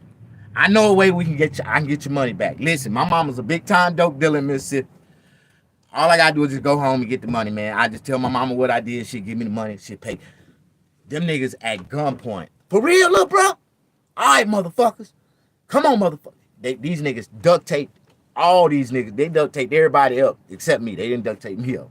I was like a kid. I ain't gonna lie. I was small as hell. Them niggas didn't even see me as a threat. They made me sit in the front seat though. I ain't gonna lie. I had to sit in the front seat. And them niggas put us in the car and we went back to Mississippi at gunpoint. And we went all the way back to where we was from in Jones County, and we had went to the projects, and I told him, I said, man, listen, stay in the projects, man. All I gotta do is I gotta go out here, I gotta go find my mama real quick. Let me go see where she at. They let me get out the car to go in the projects to find my mama, to go get the money. And they told me, said, nigga, if you don't come back, we finna kill all 3 of your homeboys. I like, man, listen, bro, I promise you, I'm finna go get the money, man. I'll be right back. I'll be right back. Them dumbass niggas let me go. As soon as I went around that corner, I was gone. Pew! Fuck y'all niggas. Ah! These niggas almost got me killed. Hard ass, right? Fuck y'all niggas. So I ended up going all the way home. I ran to the house. I got my pistol, right? Only thing I could think of, I'm just gonna have to come back and shoot these niggas out, nigga, and save my homeboys, right? And I got a 25. I never figured I had a 25 automatic. And I only had 4 bullets in that motherfucker. I'm like, damn. But it was only 3 niggas, though. It was only 3 niggas. But all of them had pistols. So I took my pistol, man. I went back walking towards the project, and I seen Jeremiah running. I'm like, hey, bro, where the fuck you coming from? He like, man, they let me go to look for you. I'm like, hell no. I hauled ass, nigga. I hauled ass. I'm like, oh, damn, nigga, I was finna come back and get you. He was like, man, fuck that shit. Let's go, man, let's go. I was like, no, man, we gotta go back and get Wayne, man. We gotta go back and get Wayne, man. We gotta go back and get Wayne. And B Mike, bro, we gotta go back. So we was going back to the projects. And we seen Wayne. Wayne come running. Wayne and B Mike come running. Both of them niggas come running. Said, man, bro, where the fuck you go? Man, nigga, I ran, nigga. What the fuck you think I ran to? I don't know, nigga. Like, so B Mike was finna try to jump me, man. Like, oh, motherfucker, you got me jumped. I pulled my pistol on that nigga. I burn your motherfucking ass. Fuck you, nigga. You like to got us all killed. Like, fuck that shit. So when I pulled my pistol out on him, that nigga took off running. I popped at his ass one time. Bitch, what the fuck you mean, nigga? I wish your bitch ass would come toward me like that. But the nigga, the nigga was really finna try to take off. Talking about, I almost got him killed. No, nigga, you almost got us killed, nigga. The fuck you mean, nigga? I had this, but I'm glad I'm glad I made it home and got my pistol first, cause nigga, I couldn't fight his big ass. I swear. That nigga would, but I don't think my boy Gangsta Wayne, them niggas wouldn't have let that nigga jump me like that, nigga. But nigga, some crazy shit. And so that was some crazy shit because, like I said, they ended up saying that the police came through the projects and the nigga seen the police, and Wayne jumped out the car and took off running. And they let B Mike, they told B Mike to go get that nigga. Cause they thinking B Mike, because all of them knew B Mike was gonna come back. B Mike ended up taking off running. Like them dumb ass niggas ended up letting all 3 of them go. So in the process of this shit, we learned a valuable lesson, man. You know what I mean? We ended up getting a free ride back to from New Orleans home. You know what I mean? Shit. I didn't get my ass whooped, but all 3 of them got their ass whooped. But you can't sell a crackhead car if it don't belong to you. And that's what happened to me. You know what I mean? You said that sound like a movie set? No, that was just one story in my life, man. One story in my life, man. on how I ended up going to New Orleans with a crackhead car trying to. Well, we sold that motherfucker. Sold it for 18,000, nigga. Shit. If we would have made it back to Mississippi safe, them niggas would have came from New Orleans and would have caught B-Mite ass at gunpoint, would have made that nigga go point us out at gunpoint. And I believe that bitch ass nigga would have came and told each one of them niggas where we was at. Them niggas probably would have killed us then. They'd have had the upper hand. But them niggas, like, the way they came through the door, when they kicked in the door and sent off that first shot in the hotel room, bah! Yeah, I thought it was over with. I was like, oh my God, nigga. Oh God. Nigga, we finna die in New Orleans, nigga. Nigga, that was a real story, man. I was like, damn. But it was really funny though, because I fucked around, nigga. We had got some liquor, nigga. I never forget it. I had drunk about 3 or 4 shots, hit that bottle about 3 or 4 times. I got so drunk, I just stretched out in the hotel room, nigga. And then, you know, some funny shit is that I wasn't broke when I got there. I had a couple $100 in my pocket. I had about $300. I'll never forget that shit.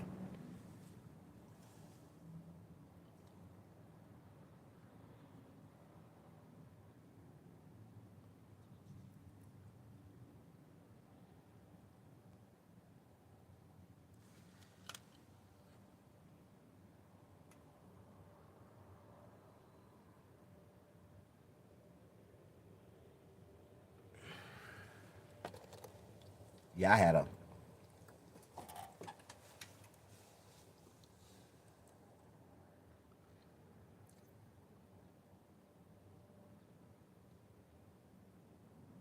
I always, you know, tried to hang out with older kids. And it's a good, sufficient thing, man, that I told y'all about that story. Because later on in my life, that character, B-Mike, you know, like I said, some niggas hold grudges for all their life, right? Niggas hold grudges all their life. And I want to say about 15 years later, 10 years later, I want to put it like that, about 10 years down the line, that character, B-Mike, actually played a major role in me being kidnapped. And I got kidnapped one time in a home invasion when niggas ran into my barbershop and I was asleep on the couch and they duct taped me up and they put me in the trunk of a car. Now, I don't know if this was just a miracle from God, but when I was in the trunk of the car, the niggas hit a pothole. Boom. Had a hard thump. Boom. And the trunk came open. And I was able to roll out that motherfucker and take off running. Now, a lot of people say that was God that opened that trunk. I believe it was God. I don't know how it opened, but it opened and I came out. And I talk about this because I ended up running to this house, and there was a family, a white family was there, and they was eating dinner. It was like 9:30 at night. And when I ran up to their door and they seen I had blood and duct tape and all that shit around my neck and my hands and shit, they let me in their house and they called the police.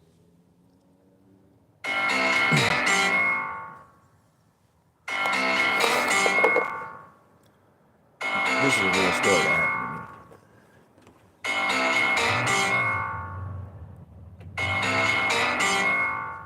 to me. And when the police came to their house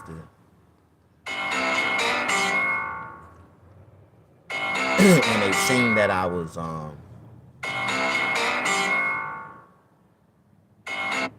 had been a victim of a home invasion.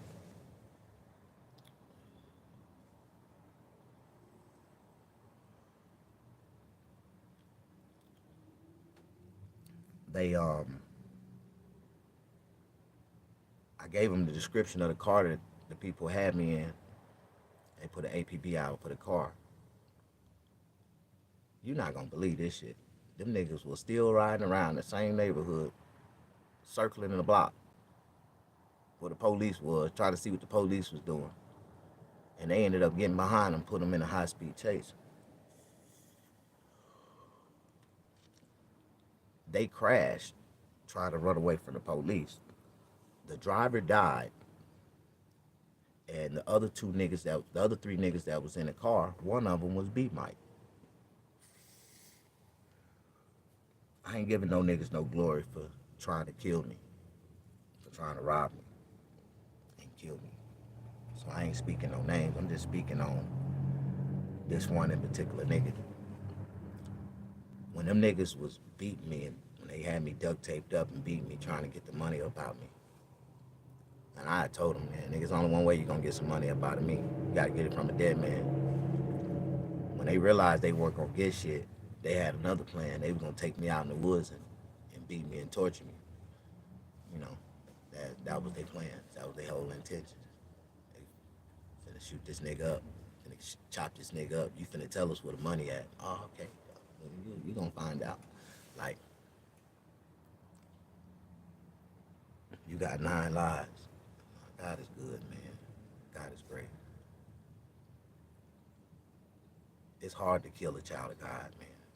It really is. And if you do become successful, it's only because God allowed it to happen. And God said, okay, it's his time. Bye. So I look at life to be, when it's my time to go, it's going to be my time. But as long as I got breath in my body,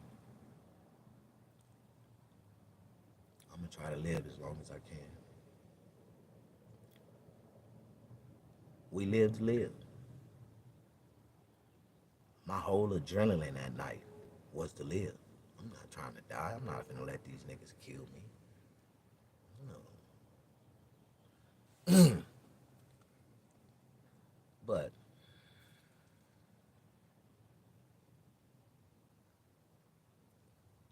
I used to live that type of life where I used to make so much type of money that if anybody found out, niggas would want to kidnap me, want to kidnap my friends, my family members. I had a couple of people that got kidnapped around me.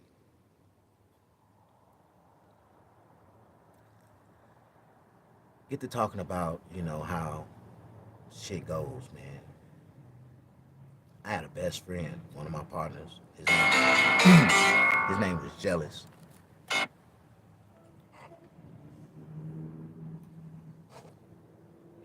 You some bullshit. You just got back to your truck.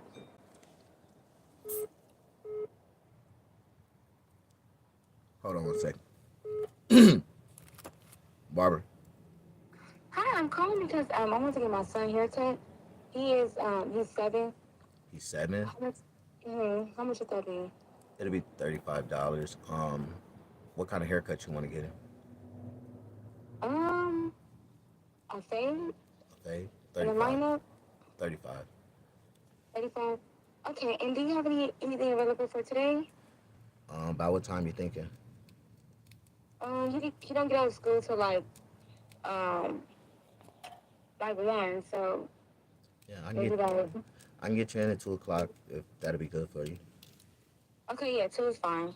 Okay. What's your name? Keisha? Keisha. What's your son's name?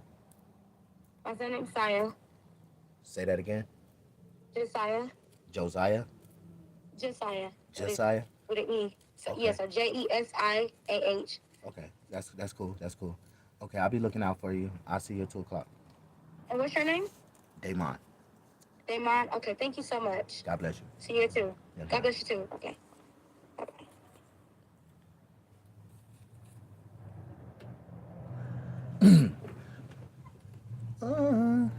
Another day, another dollar.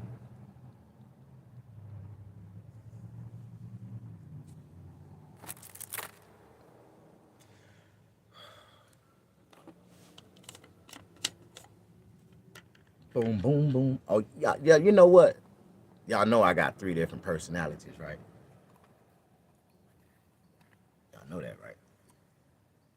3 different personalities. And the only person that can identify is the people who really know me. So I'm Damon Cole in real life, right? That's my real life, my business, my name. That's just the way it is. You know? I'm MrSnag the comedian. You know, that's my character. That's one of my personalities, characters. Damon is a personality and a character. I just want to let y'all know that too. Um, and then I'm Fayless D the barber. I'm Cold Barber, man. Fayless D. That's you know, that's all I know is how to cut hair, talk shit. Licensed barber. So when I'm cutting people hair, I'm Fayless D. When I answer the phone, I'm Damon. And when I'm on YouTube, I'm MrSnag. That's 3 different personalities. Yeah. I need a new psychiatrist. I think I need to reach out to a new psychiatrist. I need me a primary doctor. How y'all doing? You say you got 7. You got 7 different personalities. No, I don't. I got 3. And they just, they switch out. All 3 of them. You just never know which one I'm in unless you really know me. But I switch them up real fast. You didn't see me. Sometimes I gotta scratch my throat. When I scratch my throat, I turn the Damon real quick, so damn fast. And if I don't fuck with you, if I ain't trying to fuck with you, I'm gonna tell you my name Damon. If I tell you my name Damon, then I ain't trying to get that close to you.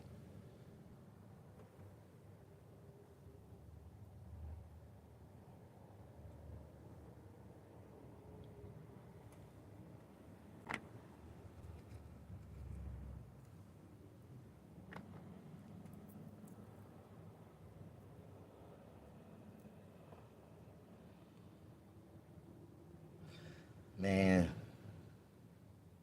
I pray to God I don't never wake up. I pray to God I live in this dream till the day I die. This is the best dream of my life, and I enjoy it every day. I pray. I just pray. I pray my dream get a lot better, but then at the same time, if it stay the same, as long as it's like this, I'm okay. I'd rather be okay. You know what I mean?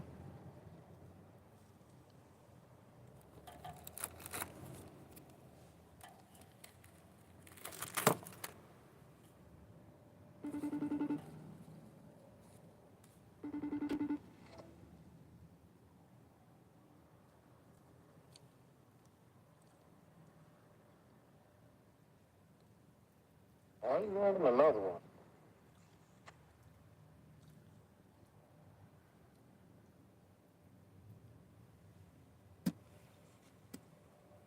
Ain't another one, nigga. This ain't one.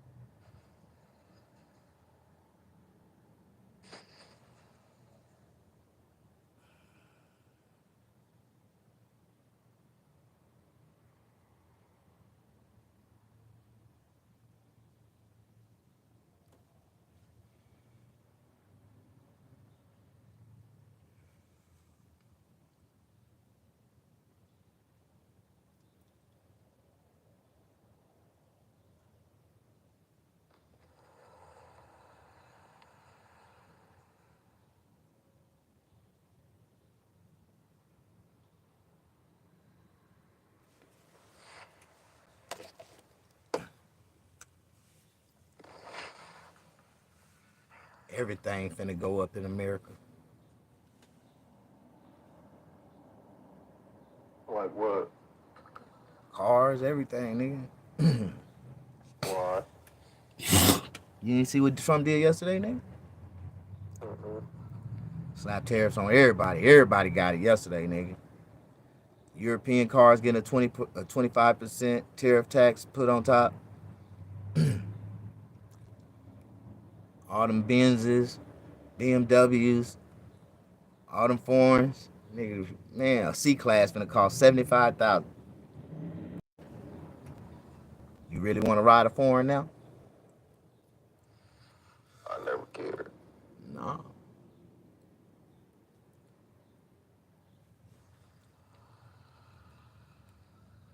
All those foreign cars gonna cost so much. It's gonna make it appealing. It's gonna make the American cars just seem more appealing. You know what I mean?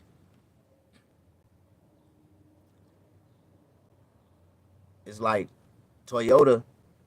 Toyota, the number one car sales in America, right? They sold over 1 million units last year. But Ford, they barely sold 200,000. Americans is choosing foreign cars over American cars. And you can't send Fords to China. They charge a 200% tariff tax if you send an import from America to China.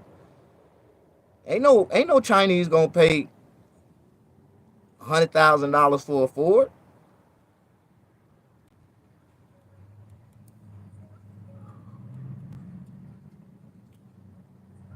So in America, man, back in the days, American cars was American flagships. The number one car to have back in 1985 was a Lincoln Town car or a Cadillac Fleetwood. That was the S550 of today for all people. It wasn't. They had nothing to do with black, white, none of that shit. The politicians drove Lincolns. The goddamn the judges, the lawyers, everybody drove Lincolns and Cadillacs. You know what I mean? That was the top of the line flagship. And anybody else, if you couldn't afford the Lincoln Town car or the goddamn Fleetwood, they rode something smaller. You know what I mean? Chevrolet had a whole bunch of different little cars motherfucker can afford for like $3,000, $5,000, $1,800. Man, they were selling brand new cars for $1,800 back then, nigga. But in 1985, that's when they let the financial institutions kick in and start financing cars, where they was able to upmark the damn market value of a car 100% and finance it to the consumer. And motherfuckers started buying in. Hold on one second. Barbara. Hi, yes. Can I cancel an appointment, please? Yes, ma'am. Yes, ma'am. Thank you so much. God bless you.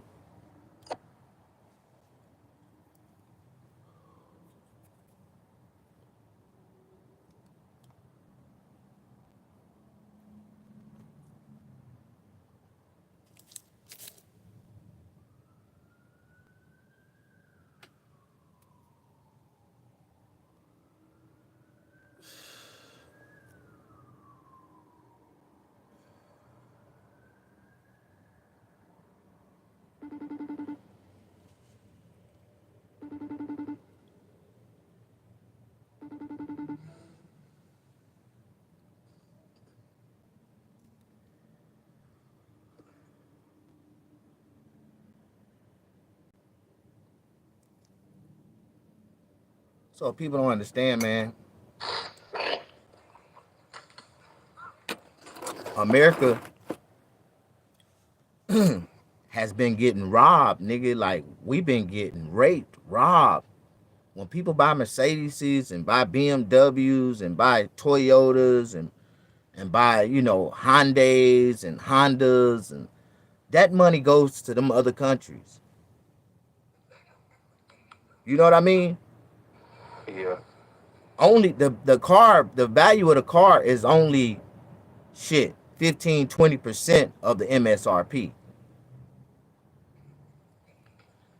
And because they allow the car companies to put an MSRP on a car, it gives it a base price to start at. You know what I mean?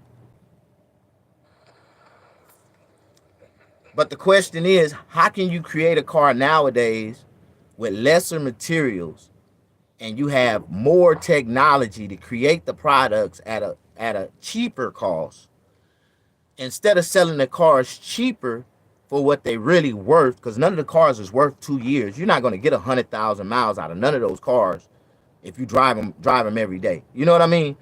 By the time that car reach up to 100,000 miles, you're gonna start having all kind of, engine problems, all kind of shit, and And what cars? all of them. Any car?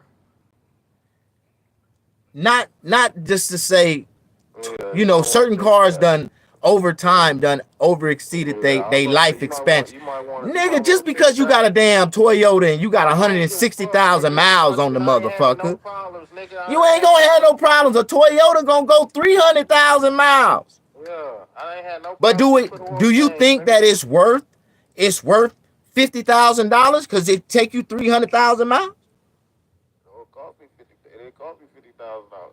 Man, them Toyotas back in the days did not. Well, Toyota always have made a long Always, lasting engine, always.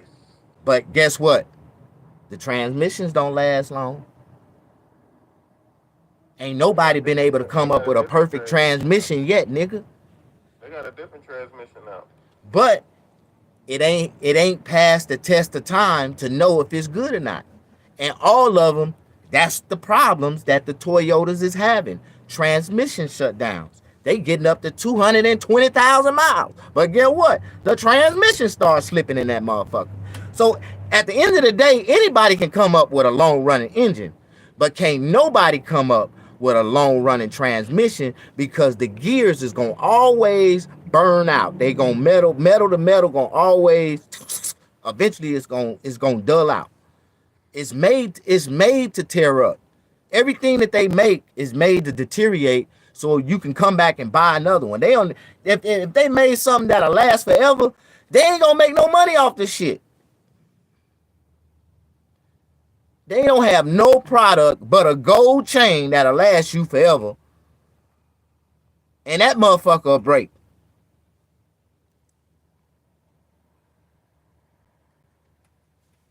Like I said, life is a motherfucker, man. But just because you got a Toyota that you've been had for 5-6 years, it's 2018, now it's 2025. That car 8 years old now, bro. As you see, they finna change the generation again. Every 7 years, they change the generation of a model. So, yeah, you got in the beginning of the rat race of that last generation of the Camry, but now they transforming it into something else. And if you ain't got the new one, you ain't got shit. That's to other people. I don't give a fuck. I got something. That bitch roll. That bitch gets me everywhere I want to go. How long? Nigga, you got 180,000 miles on it. How much longer do you think it's gonna get you You there? are damn near fucking 50 and you still care about what the next motherfucker say that's hot. What's hot? Give a fuck. I don't care what the next motherfucker tell me. It ain't got shit to do with what's hot. It's about how long it's gonna last. Tell me I don't have shit because I don't have a 2026 now. Nigga, you don't get your weird ass on. That shit don't even sound right. You fucking 50, nigga. Stop acting like that. That shit don't even sound right coming out your mouth. Is that car paid for? Is that car paid You for? got a fucking 1924 fucking. Is that car paid for? Goddamn motorhome. Is that car paid for? About to be. About to be. It shut down tomorrow, nigga. You still gotta pay that motherfucker off. But I got a good car. It got 195,000. It's still running. It never gave me no problem. How long you think a car gonna last, nigga? See, the difference between me and you is I done had over 50 cars in my life. And guess what? I don't win. And through every one of them, I ran into the goddamn motor went out. Nigga, that's your first new car. So yours ain't went out yet, nigga, for you to come to the conclusion that all cars don't last forever, nigga. And if you smart, you'll learn how to jump out that motherfucker with a parachute and get you something else and keep going, nigga, and never run out of motherfucking transportation. But if you hold on to it like it's a treasure, it's mine. This motherfucker run good. It's gonna last forever. Nigga, you ain't going nothing but over time. You know how much money you putting into that damn car that you could have been bought another car with? I ain't put too much money in it. You ain't counted the money, nigga. Every time you put gas in that motherfucker, you put money in that bitch. That ain't no. Yes. No. Yes. People do not calculate the cost of what they actually spend on a car when they have one. And putting gas in a vehicle, you gotta add that up to the cost of what you pay for that car too, nigga. The fuck you mean? You don't stop counting the money that you put in that car, nigga. Every time you put $20 of gas in that bitch, you just put some more money into that car. No. Yes. Dumbass nigga. Most niggas put $500,000 into a damn car because they don't know how to let that motherfucker go. You sound so fucking... Nigga, you sound dumb as hell, but when you do the math, you're gonna be like, you know what? That nigga right. That nigga right. Every time you buy gas, nigga, anytime you buy oil, anytime you have to pay from any kind, you putting money into that damn vehicle. So the overcost of the overall what you pay for that motherfucker, and every dollar you spend on that motherfucker, as long as you go own it in your possession, nigga, cost is the overall cost of how much you pay for that car. And niggas don't even, you so dumb, you spending so much money on trying to keep the car, you don't even count how much you actually spending on the goddamn car. And you could have let that bitch go, got you another car, leased that bitch, and motherfucking rode that bitch until it started giving you problems. Let them crackers have that one. Mama never kept a car for more than 2 years, nigga. That's a lot. Nigga, you don't know mama when she was in her prime, nigga. You met her in her declining years. You came in mama declining years. In mama prime, mama only kept a car for 2 fucking years, nigga. Every 2 years, she traded it in and bought a brand new one. Then you go lie like that, talk about you had over 50 cars. Nigga, you barely had over 10 cars. You got me fucked up, nigga. I done had 10 cars in the last 5 years, nigga. Yeah, fuck you mean 10 cars? For real, David. Just because you done bought a car and then you sold it right there. I own that motherfucker. Every one I buy and own, I owned it, nigga. That's a count. Fuck wrong with you, nigga? That shit count. Every one I buy, if I bought it and resold that motherfucker, if I kept it for 1 month, nigga, I counted it. Nigga, what fuck you mean that don't count? All the damn cars I done had in my lifetime, nigga. Nigga, you was buying them shit from the auctions and flipping them, nigga. That don't count. I ain't talking about the cars I done bought and sold, nigga, from the auction. I'm talking about the cars I done bought and owned and drove for over a year, 6 months. Mine, I kept. Put money into it. Put a system in it. I bet we can't even get to 30. You ain't even gonna make 25. You got me fucked up. Man, I'm well over 25. I can count from 5 to 10 for my life. So that's 30 years for your life, nigga. You only fucking 12 years older than me. And nigga, I can count another from since I've been out the pen, which is your last 10 years, nigga. You ain't had no motherfucking 5 cars. Got me fucked up. Damon, since I came home, you had... What did you get picked up in? That Tahoe Suburban shit. I had a Tahoe. A 97 to the Tahoe. Boom. You had... are we counting these motorhomes? Every car counts. Yeah, we gotta count the motorhomes. So boom. That wasn't that. I had 2 cars before that, David. Huh? I had 2 cars before that. I had an Infinity, that Q45. Q45 Infinity. The white Q45. The one I bought from the next door neighbor, nigga, out the back. Let me tell you something. See, it's gonna be some cars I'm missing because I missed a little part of your time of your life. No, nigga, come on, keep on going, nigga. But since I had the Suzuki Rodeo. I sold the Rodeo after I got the Rodeo after I sold the goddamn Tahoe. What? The rodeo. I had a Suzuki rodeo. The brown rodeo. I don't know nothing about that. Where the fuck was you at when you had that? In the J's. Nah. The only car at the J's I remember is a motherfucking Tahoe. I had a rodeo. And nigga, when y'all left that motherfucker, y'all moved up out of there. You had I had that Acura, Acura. Acura Legend, the one I had bought Crystal. I think I remember that one. I don't remember no Suzuki's and shit. I remember the Tahoe, the children, the Tahoe. Then you got that motorhome. That's all you had for a while. I had that Chevy, the little Chevy Chevy what? Geo, the drop top with the Man, system in it. oh, nigga, that was mama car. Nigga, I had my car, my Geo, Gio. I don't know no the Gio. little white car with the drop top, convertible. Gio. I don't remember no Gio. You lying now. Then my black Tahoe. What? A black Tahoe? Yeah, before you went to prison. Nigga. I said since I came home. Oh, we ain't gonna count my Tahoe then. We ain't gonna count my You Tahoe. talking about all these fucking cars? I sound like a Geo. A fucking rodeo. What? Nigga, you ain't had them fucking cars since I came home? Yes, I have, nigga. They mine since 2014. Yes, nigga. That Tahoe. When I sold the Tahoe, I bought a rodeo. I had that little. I sold that when I bought my damn Toyota. When I bought my RV. That's when I had the rodeo for about 2 months. I had the rodeo for a minute. I don't remember no rodeo. Where the fuck was you at? I was standing in J's. They might know. You left the J's in the Tahoe. No, I didn't have a Tahoe then. I sold it.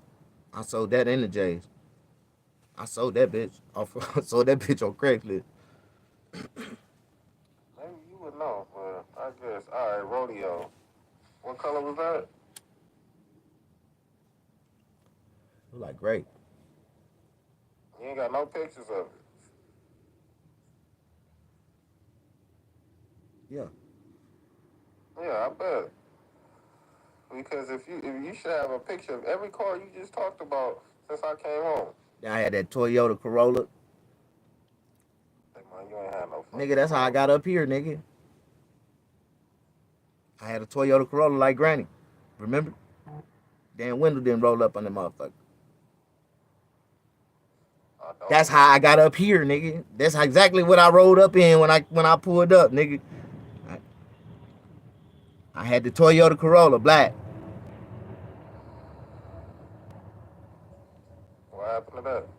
I sold it on offer up. Then I bought a goddamn. Then I bought that damn that Trailblazer. Then I sold the Trailblazer.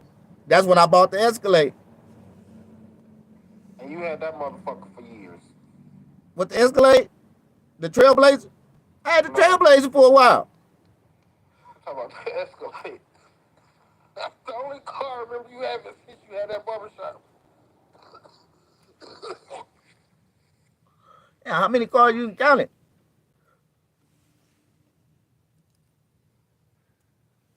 Well, you was just naming cars, so I don't even know where the fuck them years came from.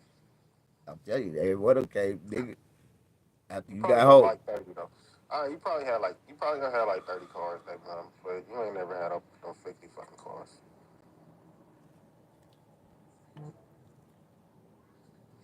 And a couple of them cars is some dreams, cause I don't remember none of that shit. You was broke for so fucking long. Shit, I don't remember none of that. Talking about a goddamn car, this car, that car. Man, what the fuck? Nigga, you was homeless and you fucking had to sit on the side of the road in your motorhome, nigga, for fucking. And I still had a whip. You talking? You ain't had no goddamn car at I that did, time. nigga. I had my No, damn. you didn't. You a fucking lie, nigga. How the fuck I'm lying, nigga? That motorhome is all you had for one point in time, nigga. You rode around in that bitch everywhere. No car on the side. I had a car on the side, nigga. No, when you was in LA, all you had was the fucking motorhome. When you pulled up to my spot, all it was the motorhome. That You was had no then, fucking yeah. That car. was before you left. But I bought when I went to Marietta, nigga. I bought that white damn little car, nigga. When I left, you got stranded on the side of the road in your motorhome. I know. See, that was after I went through my little my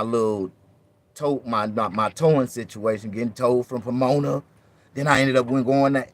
Then I went to Long Beach, went to Yeah, Marietta. but this is all in the motorhome, and this was for like a good year or so. Yeah, I see how much money I lost, nigga, trying to hold on to that goddamn motorhome. I hear you. Yeah, I hear you on that. But what I'm saying Do is, you see how much money you done lost trying to hold on to that Toyota? no. You better trade that bitch in while I still got some life. Because I can still count on both of my hands on how many damn oil changes I done had to do since I had the car. I paid the alignment when you could at the time was like $200 for a for a lifetime warranty alignment. So I got that boom from the rip. I spent 200 off the rip when I first did my alignment. I haven't done I haven't had to do a spark plug, none of that shit yet. All I had to do is oil changes, a couple little mileage changes. Cause I No, done what got I'm up in telling my you is, bro, you still owe on the car, so the yeah, the car like still has 2,000. value to the bank. I only owe a few thousand, and I don't give a damn, I nigga. It is smart. It I will got be more smarter for you to kick that motherfucker back to the motherfuckers and get you a new one now with them I couple got more thousand on the value in back the end. car than this motherfucking that I owe, nigga. What are you talking about? I get probably like 15,000 for that car and I only owe bet like you. a few. I bet you they. Well, yeah, because you owe a couple thousand on it now, they'll offer you 15,000. The moment you Yeah. pay it off, they ain't gonna give you $10,000 on a trade in on that car. They might not even offer you five. But if I pay it off right now, I could probably get a good 10. But it's worth more the longer you got an attachment to it. Nah, it's 160, nigga. Hell nah, nigga. Yeah, it is. I gotta jump out of this bitch before 200. No, nigga, you need to jump out of it now, nigga. If you a smart nigga, you you just go back and get a pre-used I'm nigga, a pre-owned nigga. gonna pay it A off before 24 180. nigga, a 24 right now, nigga, with 22,000 miles on that motherfucker. Nah, hell nah. I'm gonna pay it off before 180. And then I'm gonna jump out that bitch. Man, you stupid. You gotta jump out of it before you pay it You off. don't, you don't tell me what the fuck I'm stupid, nigga. I'm gonna do it my way. Then when I learn it that way, maybe if it don't go well that way, I'll take your way the You'll next get time. more for it this time. If you smart, you'll run your numbers now. Nigga, my credit is shot right now. Yeah, well, you ain't gonna be able to do that. That's why you just shut the fuck up. You don't know what you're talking about. I can't do nothing right now. Damn. You down too? Credit. Yeah, nigga, my credit I went, but nigga, what? Been going down the last year or two, nigga. Shit. Mine down too, bro. Mine went up 19 points though. They go back to sixes, probably low sixes. I was mid sevens. I just, nigga, shit start going so bad, I just let certain shit go. Well, it is what it is. When I bounce back on my feet, I pay these motherfuckers. I get back right. I get it all back. That's the one thing about it. You do it once, you can do it again. It ain't hard to just stay disciplined, but it's also about your income. You gotta get you. You gotta start bringing in more than what you putting out. Shit. I think I'm. Barely I think bringing I'm in. gonna go. You I think barely I'm gonna bringing go. it in. I think I'm gonna go try to find me a job. You said you was going through that instruction shit. Why you didn't try it? And the motherfuckers ain't called me back, man. I think they ran my damn background check. Damn. Like hell no. Nah, I ain't run your back, bro. You ain't even got no back, bro, nigga. No, I told him I ain't never been convicted of a felony before. Shit. You been on way more than 10 years. Yeah, but shit, it is what it is. I'm just saying, they can't go back that long. As far as they can go back is 10 years. So that's federals. That's federal, what's the name?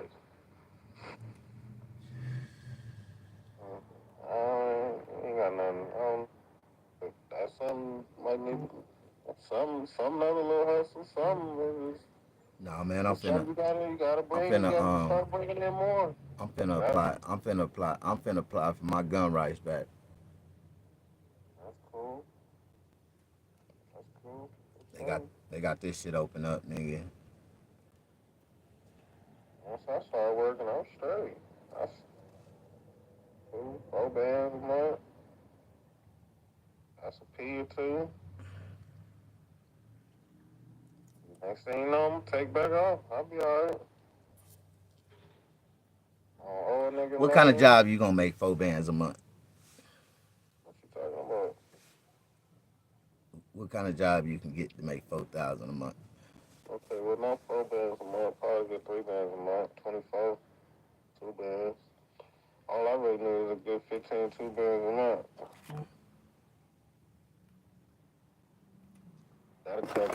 That'll cover a lot of But shit. you working all that time for just $2,000? I won't. It'll be a little bit more. I'll get more out of it. But Why right don't you now, go I to just need. Why don't you go But to right barber now, I school? just need something. Why don't you go to barber school? You ain't Nigga, thought I about it. don't like cutting, nigga. I don't. You I ain't never can't. cut before. My wrist don't. My wrist You don't don't work know like what your that. wrist to do. That's Yeah, I excuses, little do. bro. You No, ain't never had no major injury, nigga. You ain't got into no real my fights in your hands be life. shaky, man. Smoke some weed, nigga. That's what I do. You don't think Man, my hands be shaky? my nerves get Nigga, bad my off hands of. way shaky than yours, bro. How you gonna tell? How you gonna tell me? Nigga, cause I done been through way more shit than you, nigga. Fuck you mean? How you gonna tell me? You what? What you say? I done been through way more shit than you, nigga. Man, you don't get the fuck out of here. You little young whooper, papa, snapper, nigga. You get your young ass down and go sit down and go back, go to sleep, keep living, nigga. Talking about you done been through something, nigga. Man, You was on the run one time in your life, nigga, once. that ain't got shit to do Ain't with got your shit to do fucking with wrist, nigga. nigga. Nigga, What the fuck nigga, that got that to ain't, do with nigga, your you know how wrist? many times I done made it on the news? Most wanted. You seen this nigga? I don't want to hear that shit. Shut the fuck up. Ain't nobody never I said want to that hear that shit. goddamn Most shit. wanted. You nigga, this motherfucker, this I nigga, ain't never you made said most wanted one man, time, nigga, and you think you did something, little bro? Nigga, you gotta do you like, ain't hey, never nigga, nah, I had don't even want to see you you do it like me, nigga. you ain't Nigga, I never done had been the on most wanted at police. least 5 times You in my ain't life, nigga. You don't want that shit. you ain't never had the police come around the house, Nigga, you got me fucked up. looking and you ain't even there, nigga. Nigga, they came looking for me from everywhere. Nigga had your brother shook up, nigga. Nigga, we shot at the police, nigga. Nigga, Them you called motherfuckers was, they had me on the TV, armed and dangerous. I don't know Armed what and the fuck you dangerous. done If you did, see nigga. him, tell him, give him, he wanted for Nigga, attempted murder on a it police wasn't talking officer. about you. Like, what It the wasn't talking fuck? about you. I ain't shoot at the police. Exactly. So shut your ass up. You didn't even do that. But when your ass called me, you said, nigga, I don't know what the fuck you done did. Nigga, your ass was shook. Nigga, you said, hell, nigga, they had my motherfucking house around. The next 50 motherfucking cars around my shit.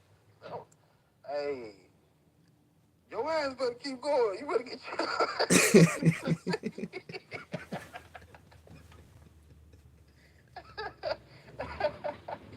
ah, shit, I'll never forget that shit. Yeah, nigga, what the fuck you done did?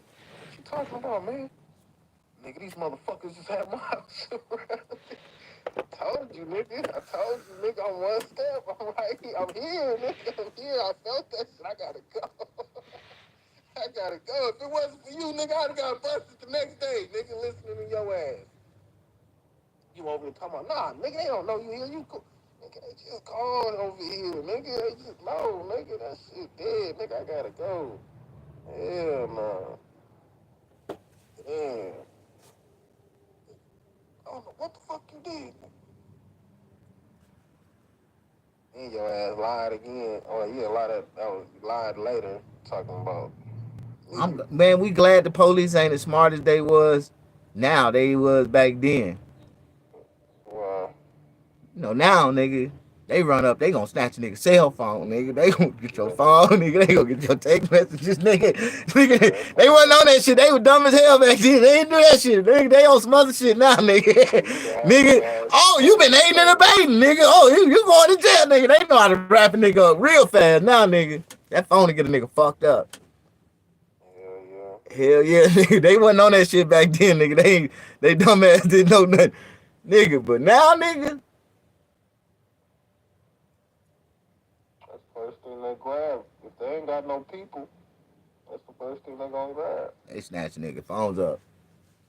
But that's the thing, though. Like certain companies, that's why people fuck with Apple because they wasn't. But they still can get in your shit now. Now they can do anything. They can get in everybody's shit.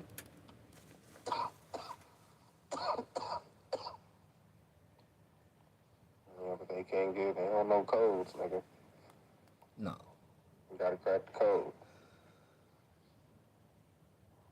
I believe it's a way they can see it on the back end, nigga. Now. They got technology to see it, nigga. You niggas think they can't see that shit, nigga. I'm watching First 48, nigga. They coming back with, nigga, whole transcripts off their text messages without their phones, nigga. Like, for real, nigga. Telling you, nigga. They got ways to do it now, nigga.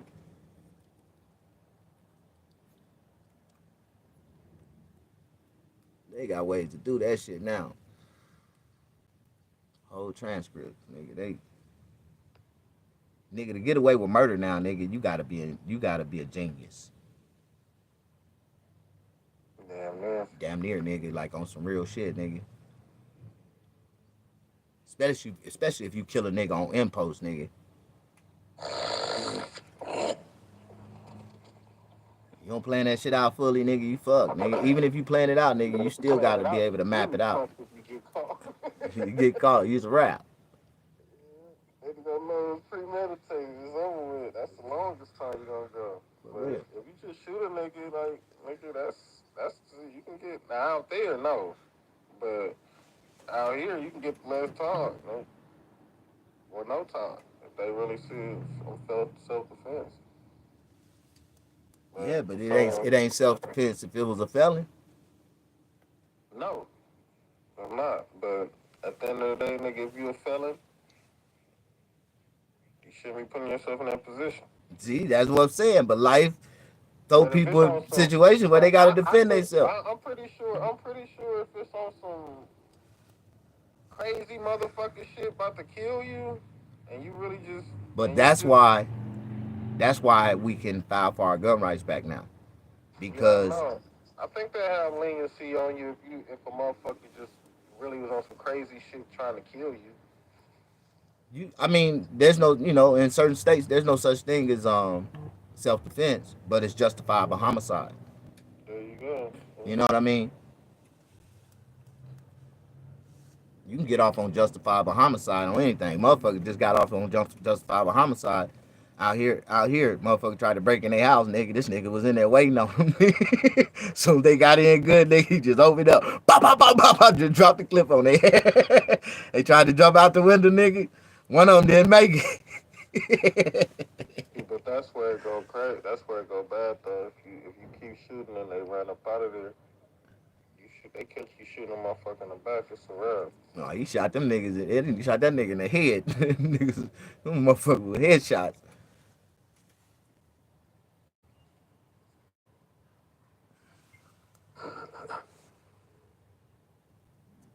Three times in the forehead. That nigga was doing a lot of target practice. 3 times in the goddamn. 3 times in the forehead. He dropped that nigga. Yeah, nigga, for real. But he said when he heard him coming in, he got his gun and he dropped down in the hallway and he was just He said if anything came around the corner, he was shooting. It was dark. All he seen was a shadow. They was in my house. They had no business in my house at 2 in the morning. The fuck? He just opened up. Said shit. But he was an ex-felon. He wasn't supposed to have a gun. Uh, And they took his ass to jail. you got to beat it. Oh, he ain't beating that. Oh, shit. He cop out on a plea in some type of way, but he ain't finna beat it. He knowing he finna do some time for the murder. He locked up right now. Oh, they telling that story like the nigga beat it or something. No, nigga, he ain't beating shit. That nigga facing charges right now.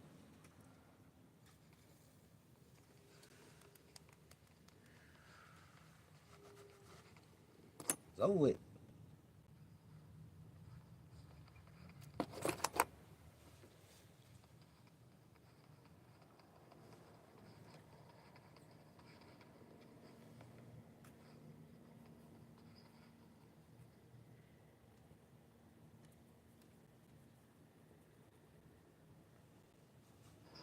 Man.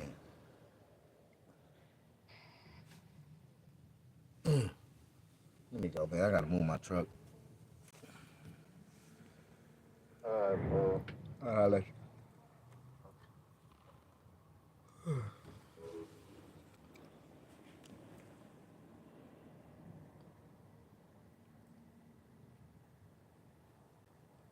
Yeah, WhatsApp has been contaminated too.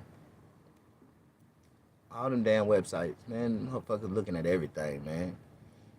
And they always have, man. That's why you can't be doing shit wrong. If you ain't doing nothing wrong, you ain't got. I don't give a fuck what they watch on me, cause I ain't doing shit. I ain't doing nothing but cutting hair, smoking weed, talking shit. They kiss my ass. I'm living a free life now. In America, you gotta figure out a system that work for you, man. And my system work. Smoke weed, eat shit, talk shit, smoke weed, cut hair, eat shit, talk shit, cut weed, smoke weed. Like I just stay in my own little zone and mind my own little business. Everything I do is legal. As long as I'm staying in the confinements of legal activities, and everything I do in my life, guess what? I ain't never got to worry about being incarcerated again. That's what life is about, man. Just finding a way to live and be abundantly free. Like fuck the bullshit. How y'all doing? Push that like button. Snag, you and your brother are fun together. That's my baby brother. Yeah, that's my dog. We chill every day. We get a little conversation in. He is my sense of, he is my like, he helped me think in another way, you know. He is my sensibility, like, cause he like one of the, he always got some type of compromisable or some kind of, you know, other way to see things.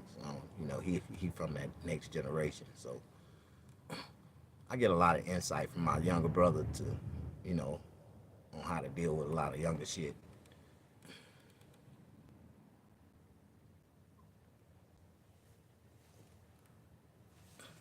But I taught that nigga everything he know.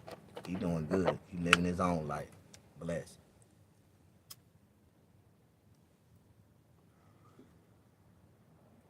Girl dad.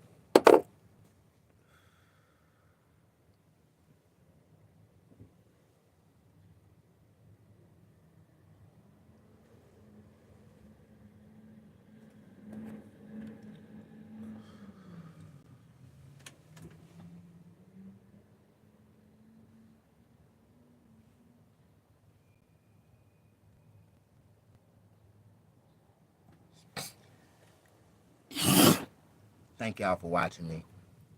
Thank y'all for all the likes. You know, my life is reality. My life is real. You know, a lot of people don't understand that shit. I talk about a little bit of everything. I wish I can talk about some things that can help a lot of people.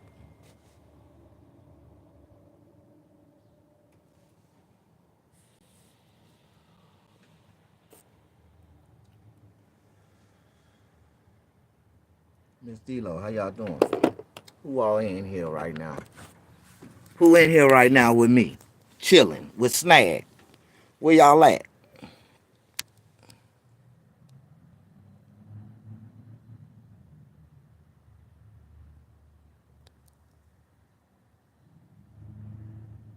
Do you see it? Is that car paid for?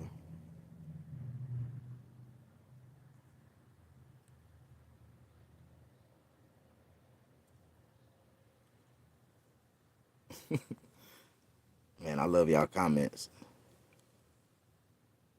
What up, though, from Detroit? You funny as hell, Snag. Thank you. Love y'all. Push that like button. Show me some love. Help me help myself do better in life. That's all I'm trying to do. Figure out a way to make it better.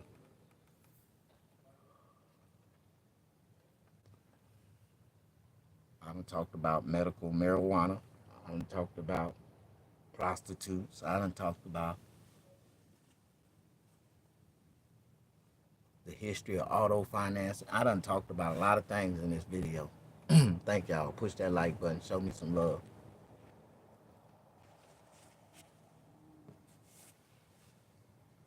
Currently working out and listen to Snag. Isaiah, what's up? How you doing? Man, get that workout in. I'm afraid to work out. I can't afford to lose no weight right now. Shit, I'm like 20 pounds underweight. That's scary to me.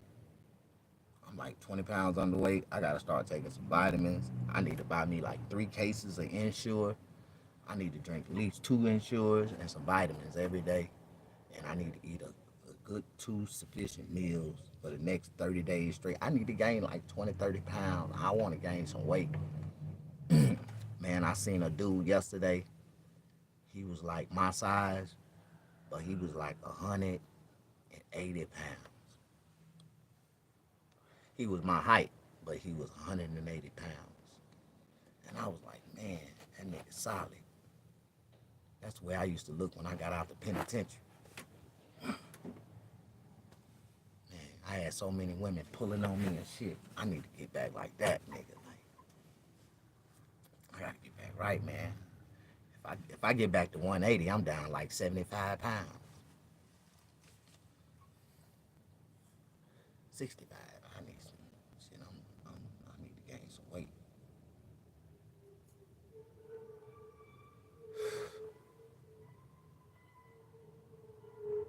It's all about calories, and you can most definitely gain. I need to. I want to. I'm gonna start working out, and I'm gonna build it up with muscle tone. I want to build it with tone so I can be good again. I'm already still. I'm cut. I'm thin. I'm like. I'm lean. I'm mean. I got muscle. But that's all I got. Bone and muscle and dick. That's all I am. Bone, muscle, and dick. And that ain't nothing but muscle. So I need to put some meat on me. I want some meat on me.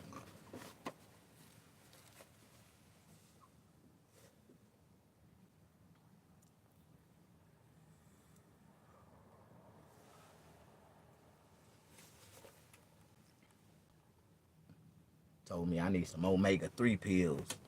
I need to eat some fish oil. That's what they told me. Oh my God.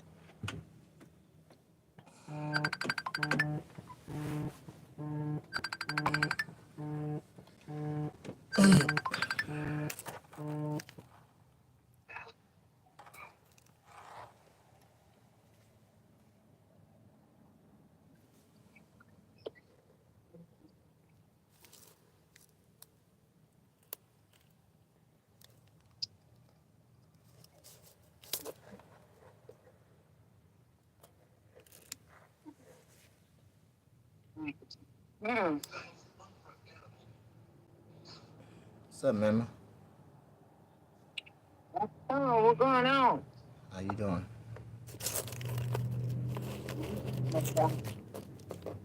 How you doing? I'm all right. Your bills coming along. Huh? So how your bills coming along? Man, coming along today. Okay. They coming. Ain't nothing. You ain't spent too Huh? much. You ain't spent too much, did you? I ain't had nothing to spend. What you talking about? All my money gonna be.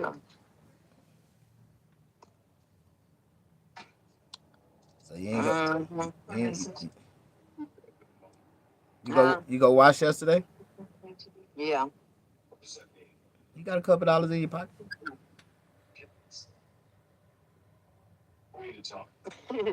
Huh? Yeah. I got a little bit. Couple dollars. Sound like you got more than me right now. I got $18 on my cash app. Nah, Huh? nah. I ain't got more than you.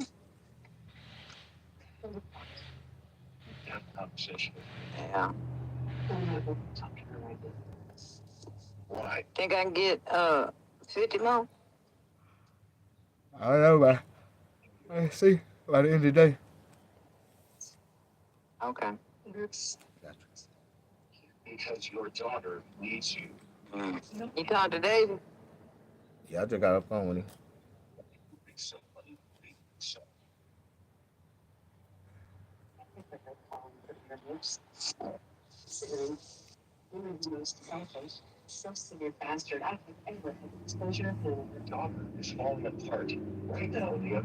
Yeah, I got $18 right now. Huh? I only got $18 on there right now. That's on the cash out. You ain't saying what's in your pocket. But I ain't got. I can't. I was in my pocket. I can't put it on. I can't put it on my cash app. I ain't got no car. Yeah.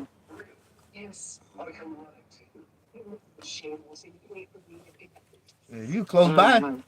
You close by. I would have gave you $50. But you ain't nowhere close by. Mm-hmm.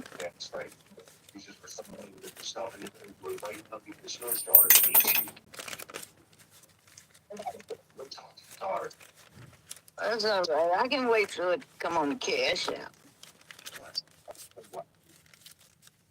Oh, I got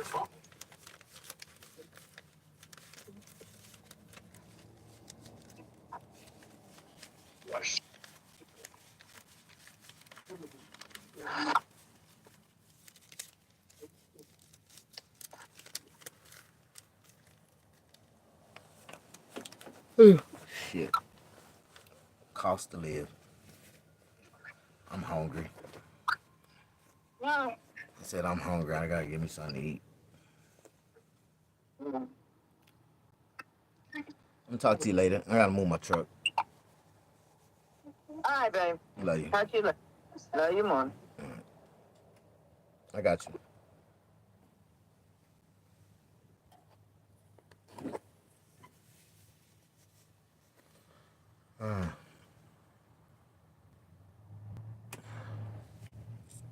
Another day, another dollar, man. Thank y'all for pushing that like button. My mama steady hit me up. I just gave you $50 yesterday. Can you send me 50 more? Alright, got you, mama. Let's see what I can do. Alright, push that like button. Show me some love. Take care of your mama. Your mama asks you for some money, you gonna give it to her? I don't never turn my mama down. If I got it, if I ain't got it, if I know I'm gonna make it, I have it later for you. I got you.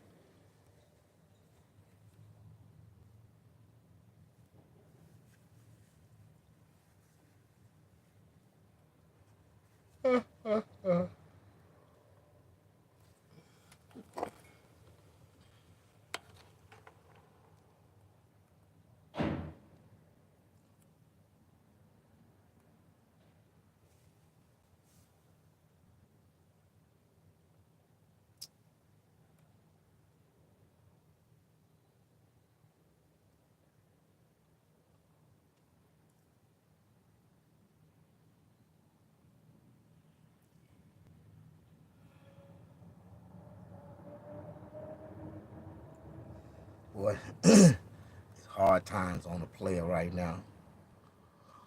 I ain't got $100 in nan one of my bank accounts. Lord, I gotta make some shit. You see how life is so stressing? I ain't got 100. I got $1.10, $1.94, $15, and $65. I'm gonna have to take some of my money out of my trading, out of my trading account, and put it into my regular checking account. Boy,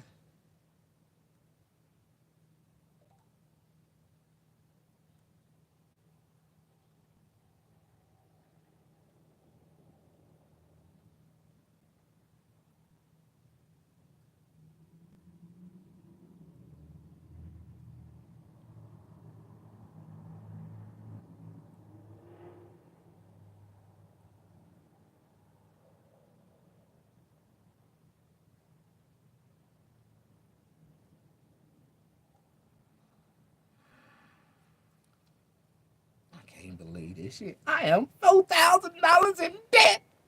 Oh my God! I get $4,000 in debt. You know, it's people in the world. They laughing at my debt. That's all you got? No, Snag, $4,000. I got $4,000 in debt. Lord Jesus, I hate those people.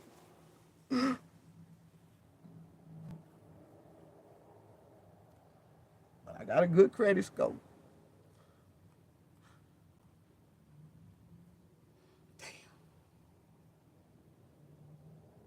Is a 600 a good credit score? I got a 600 credit score. Exactly 600. I got exactly 600. Am I doing good for myself right now? Cause I just started my credit when I was like 45, so I only had my credit for a couple years now. So, but and that's the thing. They was like, I'll never forget when I first applied for when I applied for credit. They were like, Mr. Cole, you're nowhere in the system. Like, what you mean I'm nowhere? Like, we done went all the way back. The records went all the way back to 1996, and you ain't been in the system since 1997. Where have you been from 97 to 2021? Sir, uh, I was here. I was on Earth. Do I have to disclose my personal whereabouts? Like, I did not want to tell them people in the bank. I was in prison all that time. But how you doing? Have you ever ate a frog? Yes, I love frog legs, and I have had tortoise soup. I'm from the South, man. You ain't never had tortoise soup? My nigga, tortoise soup. That shit right there. Some tortoise soup. Yeah, push that like button. 600 is better than most. You think? What? I can't get. I can't. I ain't. Every time I get up here, somebody say, man, you got a 600 credit score, man. You balling, Nick. You can get a car. You can get a whole bunch of shit. I'm like, man, every time I try to apply for some shit like that, they'll do a hard hit on my credit and they'll knock me down and back into the 500s, to the 525s, 550s. It took me a long time, man. I've been working to get here for like 5 years, 4 years now. Push that like button. Man, I pay my bills. I'm good. I don't know where this debt come from.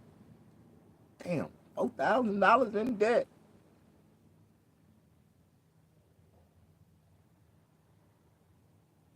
Payment history, good. Credit history, fair. Okay. New credit applications, very good. Types of credit, very good. Okay. I don't know what that means. I've been taking literacy literacy classes on YouTube. Well, watching literacy classes, financial literacy classes on YouTube. Push that like button. Help me. I need help. I got a fourth grade education, and I be trying my hardest to try to put things together.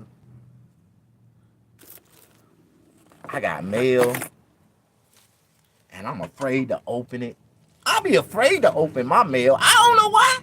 I be afraid to open it because every time I open a bill, it be a bill. I be like, damn, I owe that much. Man, I gotta start opening this damn mail. That's what I'm gonna do. Push that like button. Don't nobody like me? I'm finna do something, and I know it's some pieces of mail in here I probably really need to open.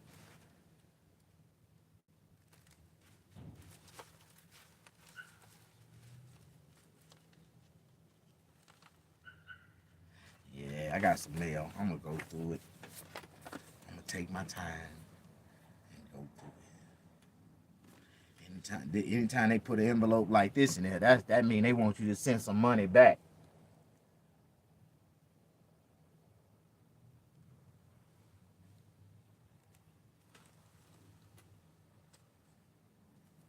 You say a 700 plus, and then I'm doing something. What'd you say? 700 plus is the goal, but 600 above average. That's cool. I'm trying to. How long do you think it'll take me to get to 7? I had so many people. Oh man, I can get your credit. I can boost your credit up to an 800. Nigga, that'll be cheating, nigga. If you get me to an 800 some kind of way, nigga, you cheated, nigga. And I ain't trying to go to jail, nigga. You trying to get me locked up? Nigga, you got me fucked up. Nigga, I ain't letting these niggas fuck with my credit like that, nigga. Y'all ain't let no nigga lie on me, nigga. White folk come up here talking about, oh, you said this. I ain't saying shit. This nigga said he can give me some credit. And I let him use my name and social security number. And this nigga done got y'all knocking at my door. I don't know what the hell going on. I'm snitching. I ain't going to jail. I'm telling the truth. I ain't snitching. It's called telling the truth. Sir, what do you need to know? Whatever you ask me, I'ma tell it. I don't give a fuck. How you doing? Push that like button. I ain't going back to jail. I know too much not to go back to jail.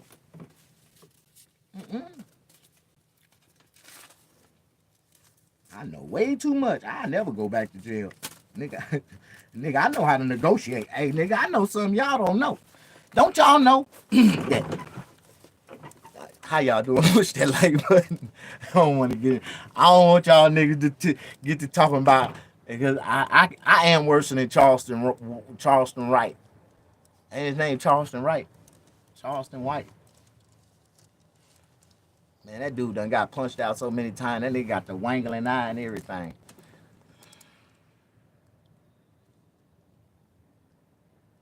All about how many things you put on your credit that you're paying on time. You can put a phone bill on your credit.